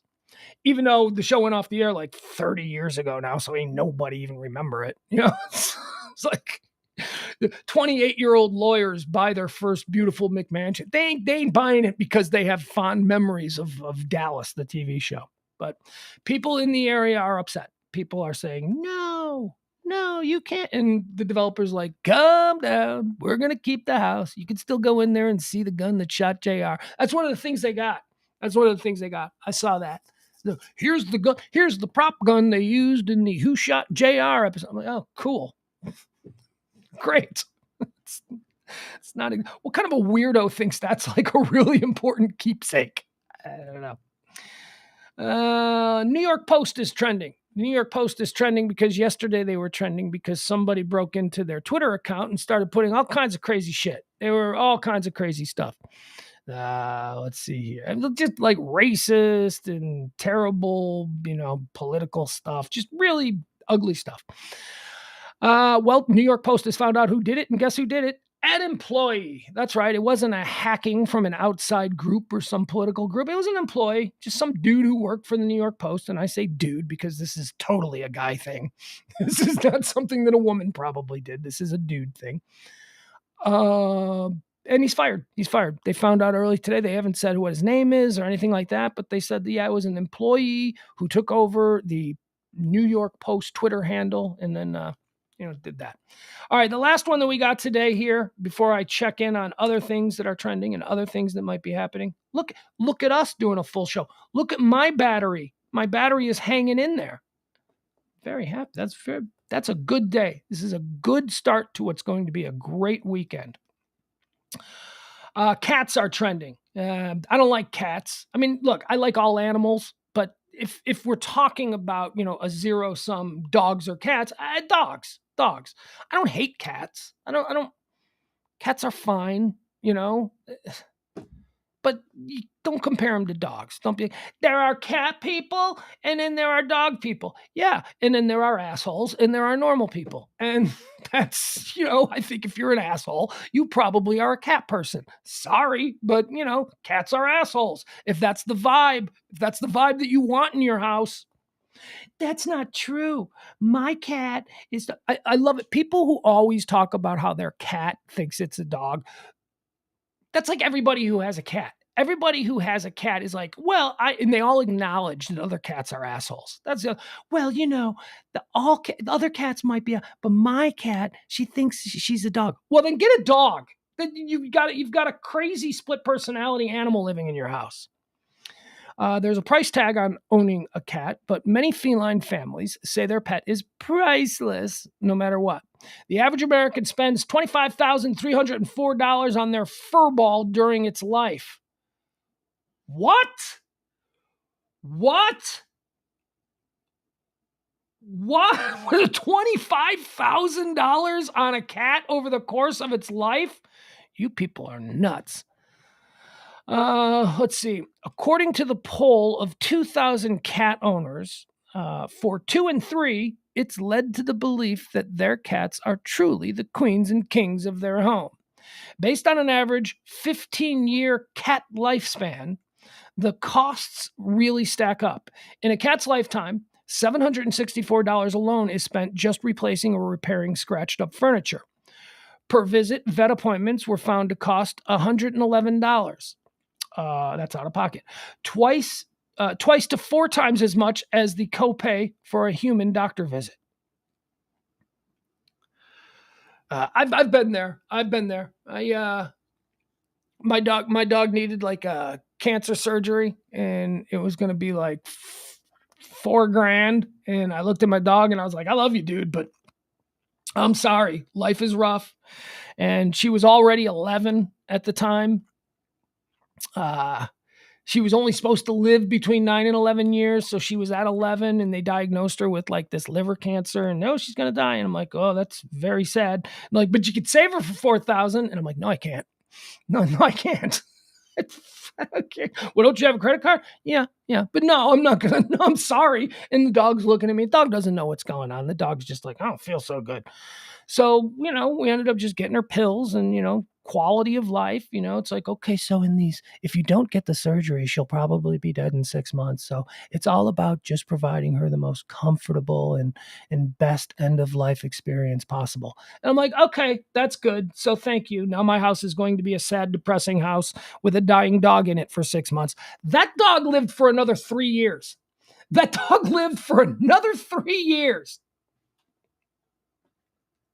wanted $4,000. And then if the dog had lived after the $4,000, whatever. I got like $1,000. I got like $1,000 ceiling on anything, before you got to put the animal down. Come on, man. I love animals, but all right, what do we have here? More cat facts. 65% of people who own cats swear that their cats act like they're from a completely different planet. Yeah, cats are jerks. 70% of cat owners, despite all the drama they cause, would change nothing about their cat. Really? You could change all of the scratching of furniture and all of the drama. You're not going to change that? 60%. Cats tend to take on one of 5 major personality types. Okay, so here are the major cat personality types. 60% have graffiti artist cats. They're kneading or scratching every surface they can. So that's a graffiti artist characteristic. 53% of cat owners have revenge seekers, hunting down their toys or hissing at the outside world. 53% of cats are jerks. That's what that is. That's a cat who's a jerk. 52% have tornadoes. They're infamous for knocking items off of the counter. It's the other thing about cats. You know what? My dog is never going to jump up on the counter and just start eating food. Cats are way too.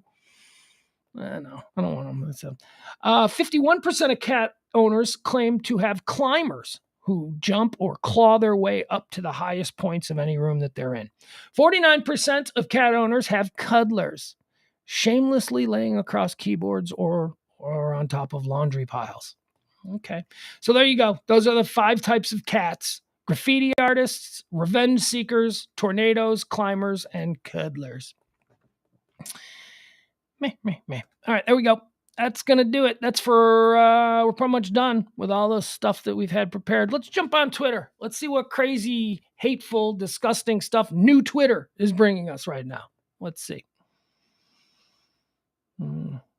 Oh, and just as I say that, the first thing that I see is this adorable little video from a kids' t-ball league. It's titled "Absolute Chaos," and it is chaos. It's like a bunch of 4-year-olds trying to play t-ball, and they're running the wrong way, and the ball that's fun. Anyway, it's the Twitter. There's still a sweetness to Twitter. There you go. Let's see here. All right, let's see what's trending on Twitter. The reason I always go to Twitter at the end of the show is because when I start the show, I don't use anything off Twitter. I mean, I'll look at it and I'll be like, is there anything here? Nah, because everything that I get off Twitter, I can get somewhere else first. Okay. All right, here you go. Now, this one is big. This is a big one trending right now. Jerry Lee Lewis has died. Now, this is interesting because 2 nights ago, they reported that Jerry Lee Lewis died. And then the family was like, nope. He's not dead yet. And so it was TMZ who had reported that Jerry Lee Lewis had died 2 days ago. And then they had to walk that back. They're like, nope, sorry. Well, here we are. Jerry Lee Lewis, rock pioneer and Great Balls of Fire singer, dies at 87 years old. Let's go through this story.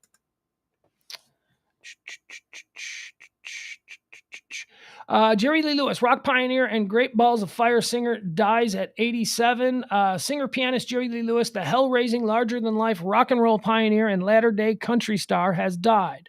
His death had erroneously been reported by some outlets on Wednesday. Judith, his 7th wife, 7 wives, was by his side. How old is she? 15? Because, it's one of the things that we know about Jerry Lee Lewis. Don't speak ill of the dead. Jerry Lee Lewis he's dead. Judith, his 7th wife, was by his side when he passed away at his home in DeSoto County, Mississippi, just south of Memphis. Farnham's statement, Farnham is the spokesperson for the family. Farnham's statement said, he told her in his final days that he welcomed the hereafter and that he was not afraid. Lewis, an inaugural inductee into the Rock and Roll Hall of Fame back in 1986, a 2005 recipient of a Recording Academy Lifetime Achievement Award, and at the age of 86, a 2022 inductee into the Country Music Hall of Fame, was a powerhouse keyboardist, mercurial vocalist, and rampaging, unpredictable showman who could master virtually any song, and famed incestuous pedophile. Are they going to mention that? Are they going to in the obituary? Lewis ultimately transcended categories. With typical arrogance, he would frequently declare that there were only 4 real stylists in American music: Al Jolson, Jimmy Rogers, Hank Williams, and himself.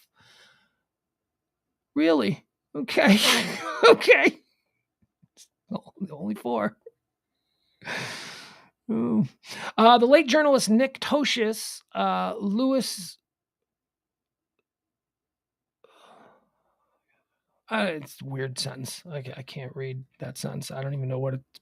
The late journalist Nick Tosches, Lewis's great Boswell, captured some of his Titanic dimension in his book Country, published in 1977 during his country music resurgence.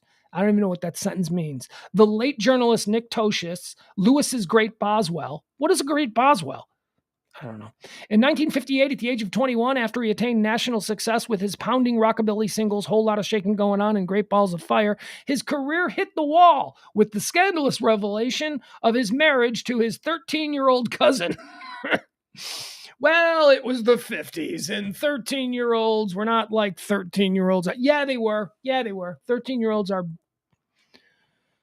the mental acuity of a 13-year-old in 1958 didn't progress any faster than it does in 2022. In fact, I would say the opposite. I would say that with the world the way it is today and the way that children have life experiences that no one at that age ever had through whether it's the connectivity of the internet or just the way the world is now, I would say that maybe in 2022, a 13-year-old might be a little bit further progressed than one in 1958. Maybe in 2022, a 13-year-old would have the world experience and emotional maturity of, say, I don't know, a 16-year-old. But we're still talking about children. Great Balls of Fire. Love that movie. Winona Ryder played Myra. That's the cousin. And who was it? Was it a Quaid or a Swayze or who was it? Was it Randy Quaid? Was it Dennis Quaid? No, who played Jerry Lee Lewis? You guys know in the chat room? It's one of those actors that I always get confused. I always get Kurt Russell, Dennis Quaid, and Patrick Swayze. They're like the same dude to me. They're like they play the same roles. They look similar.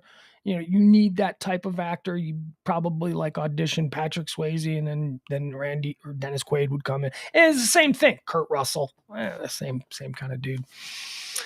I would watch Great Balls of Fire again. I like that movie. I really did like that movie. Jerry Lee Lewis's cousins. This is another thing that I don't get. How does this work? So Jerry Lee Lewis grew up in some, like, as James Parker would call, some bug tussle hick town. And it's like him and his family. That's it. They live on the side of a mountain. It's just me and my kinfolk. And so there wasn't like a lot of, involvement with the outside world. But Jerry Lee Lewis hung out with his two cousins all the time. Like, they grew up together. 3 bug tussle hick cousins living on the side of a mountain. 3 cousins, just random people in America. 3 of them. First of all, one of them turns out to be Jerry Lee Lewis, which is huge. It's like, wow. Could you imagine, from this mountain kinfolk, one of them became famous? That in and of itself is great. But the other 2 cousins were Mickey Gilley and Jerry Falwell. How does that happen? Drives me nuts. You're not supposed to have any famous people come out of that little group. And the 3 cousins who ran around together as kids, Mickey Gilley, Jerry Lee Lewis, and Jerry Falwell. It's crazy. I don't know how that happens. Just the randomness. All right. So Jerry Lee Lewis has died. There we go. What else? What else is trending? Anything else trending that's important? Elon is trending. We talked about that. Giselle is trending. We talked about that. Vin Diesel is trending because apparently somebody turned him into a meme. World Series is trending. World Series is tonight. World Series. I don't care. I don't care about the World Series this year. I really don't. Who am I rooting for? Oh, it's easy. I'm rooting for the Phillies, which is so weird because I never root for the American League team or for the National League team in the World Series. And yet here I am because Houston, trash can cheaters. Sorry, any of you folks that are Houston Astro fans. Trash can cheaters. They're never going to live that down. I saw a great t-shirt that I almost bought online. It's a Chicago White Sox t-shirt, and it says Chicago White Sox cheating free since 1919, which is very funny because they became Black Sox when they threw the World Series. Cheated in 1919, but cheating free since 1919. Nothing else. Capitol Police are trending. Brett Stevens, people discuss an opinion piece on climate change written by New York Times. I don't care about that. That's going to do it. I think we're out of show tonight, folks. Hey, Fabian. He says he left his windows down. Yeah, you're going to have some problems. Although it's not raining at the moment. It has stopped raining. Although I've been looking at the weather, it's just going to be gross until like 10 o'clock tonight. It's going to big thunderstorms are supposed to roll through here in North Texas around 5 o'clock, just in time for the Friday rush. So, that'll make the roads unbelievable. Yeah, that sucks. Let's see here. Al says it happened with Betty White too. Did they falsely report Betty White's passing? I don't remember that. I know, Jeff. Jeff's like he wasn't already dead. On Wednesday, when I saw that Jerry Lee Lewis had died, I went, didn't he die like 20 years ago? Isn't this guy, isn't he been dead for a very... No, apparently not. Apparently not. Hobo Jackson says, all my friends love my cat when I leave town for a few days and don't have a dog for them to care for. Okay. Cats are all right. No, Al, you are awesome. And by the way, Al, and any of you, we're going to be doing a special mansplaining show tonight on 97.1 The Freak, 9 to 11, another big Friday stage they gave us, which we're very, very pleased to have accepted.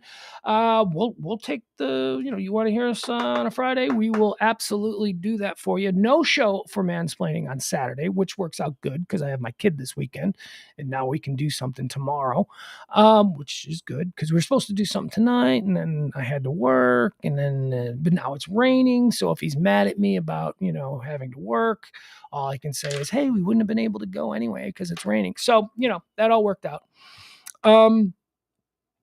Mansplaining tonight, 9 to 11 p.m. on 97.1 The Freak. You can listen on the iHeart app. If you're out of market, you can just go to the iHeart app and put 97.1 The Freak. It'll come out right there. Boom, there's your page. And then just 9 to 11, just click on the show and you can listen that way. If any of you people want to help out, if any of you people want to be callers, what we do is it's like Loveline. We're just looking for people who have issues, who are having things that they want to talk about, maybe dilemmas. I'll give you a good one.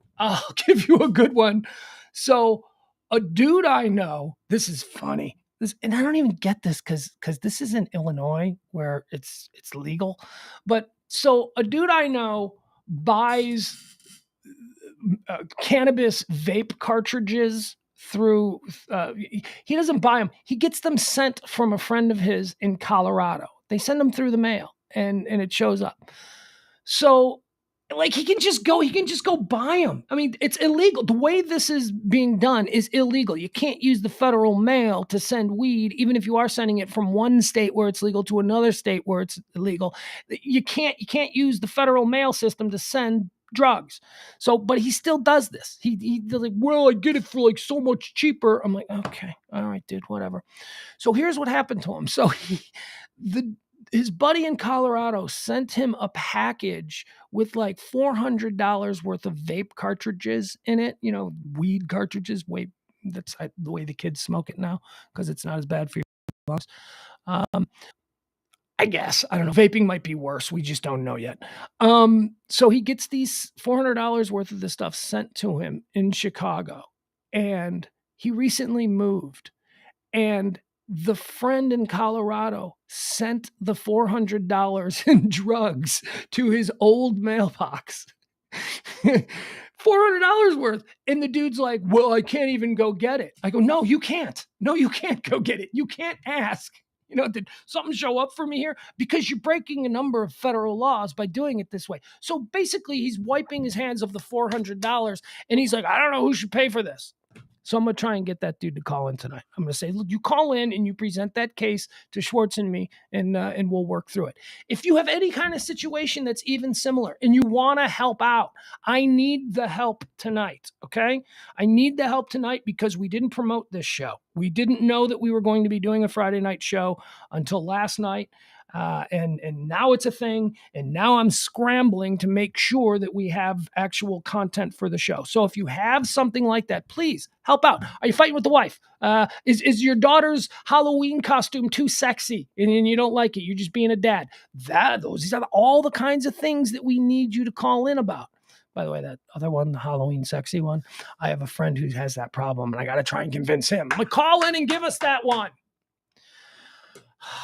Some of the complaint, well, will I be on hold forever? Dude, no, you won't be on hold forever. That's kind of the problem.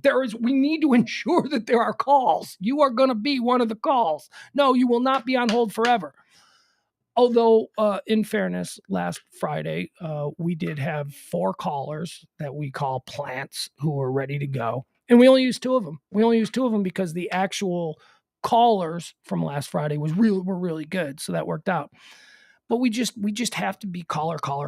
So here's how it'll work. You'll just send me a note at mansplainingradio@gmail.com. Mansplainingradio@gmail.com. Send me a note. Yeah, Pugs, I'd be willing to come on and you can tell me what you want to talk about. You can give me a little bit of it. Don't tell me the whole thing. And then we'll exchange phone numbers. Okay. And then I will text you. If we need you, I will text you. So if it 9:40 tonight, you're not going to be waiting on hold. So if you're 9:40 at night, I will send you a text. Hey, call now. I've got a line open for you. And then you'll call right in. Boom. And then, Lacey will put you up and it'll be beautiful. But I need this help. And I particularly need guys. I also want girls, but we've had so many women. The show is called Mansplaining, and we were afraid. I wasn't afraid because I knew how it would work, but people were like, "Well, is it just going to be a bunch of guys being misogynists?"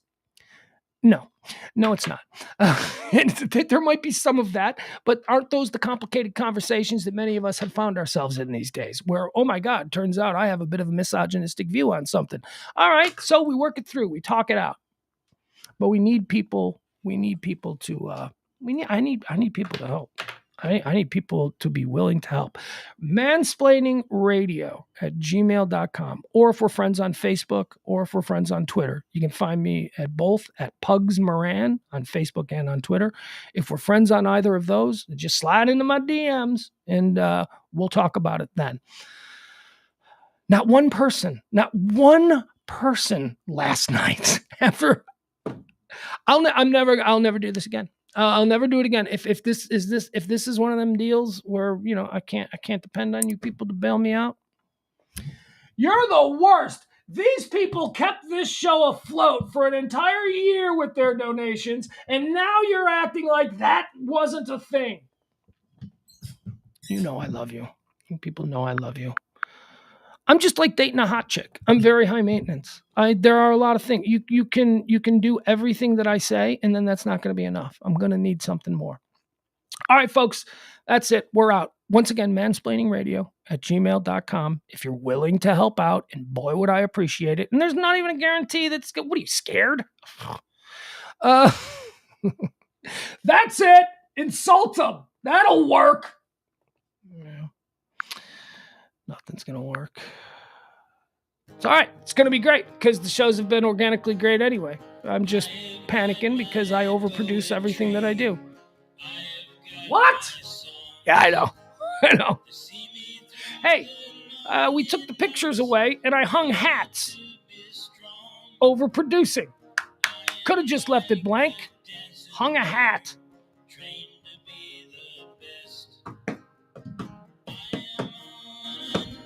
I'm going to have a difficult time Sunday. I'm going to the Bears-Cowboys game. Oh, sorry. Going to the Cowboys game. They're playing the Bears. But the Bears are my team. And the Bears are my son's second team, but my son lives here in Dallas, and he's a diehard football fan, and he's a Cowboy fan, and God love him for it. I would expect nothing. I can't force him to. It's like, I get it. All of his friends are Cowboy fans. It's exciting. It's the team of his youth.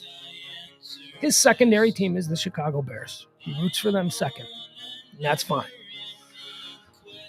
My favorite team is the Chicago Bears. They're the team of my youth. And I kind of hate the Cowboys. But I don't let my son know that. Yay, I'm so happy your team is winning. That kind of a thing. But it's going to be weird because this is his first NFL experience. And he's going to be going there rooting for his Cowboys. I'm sure he's going to wear his Cowboys gear and all that stuff. And I'm going to watch my team get their asses kicked. And I'm going to have to sit there and act like, well, this is fine. It'll be fun. It'll be a great father-son experience. I am on a never-ending quest. Tomorrow is another day. The best is yet to come. Al, Al Gamboa says, I'm fighting with my wife, but I don't want it to be exposed and out there. Nobody knows who you are, Al. You're not exposing anything. You're not going to be on there like, hi, I'm Al Gamboa. I live in blah, blah, blah. My wife's name is Valerie, and here's what she's doing. Just fucking, first of all, don't be Al. Be Tony. Change some of the details. Come on, people. My own people are having situations that would be fascinating radio, and that's the other thing. Well, I just don't want people to know. Nobody knows you, okay? Nobody knows me. Nobody knows. Nobody knows you. Don't worry about it. Come up with a fake name. Jeez. I still love you, Al.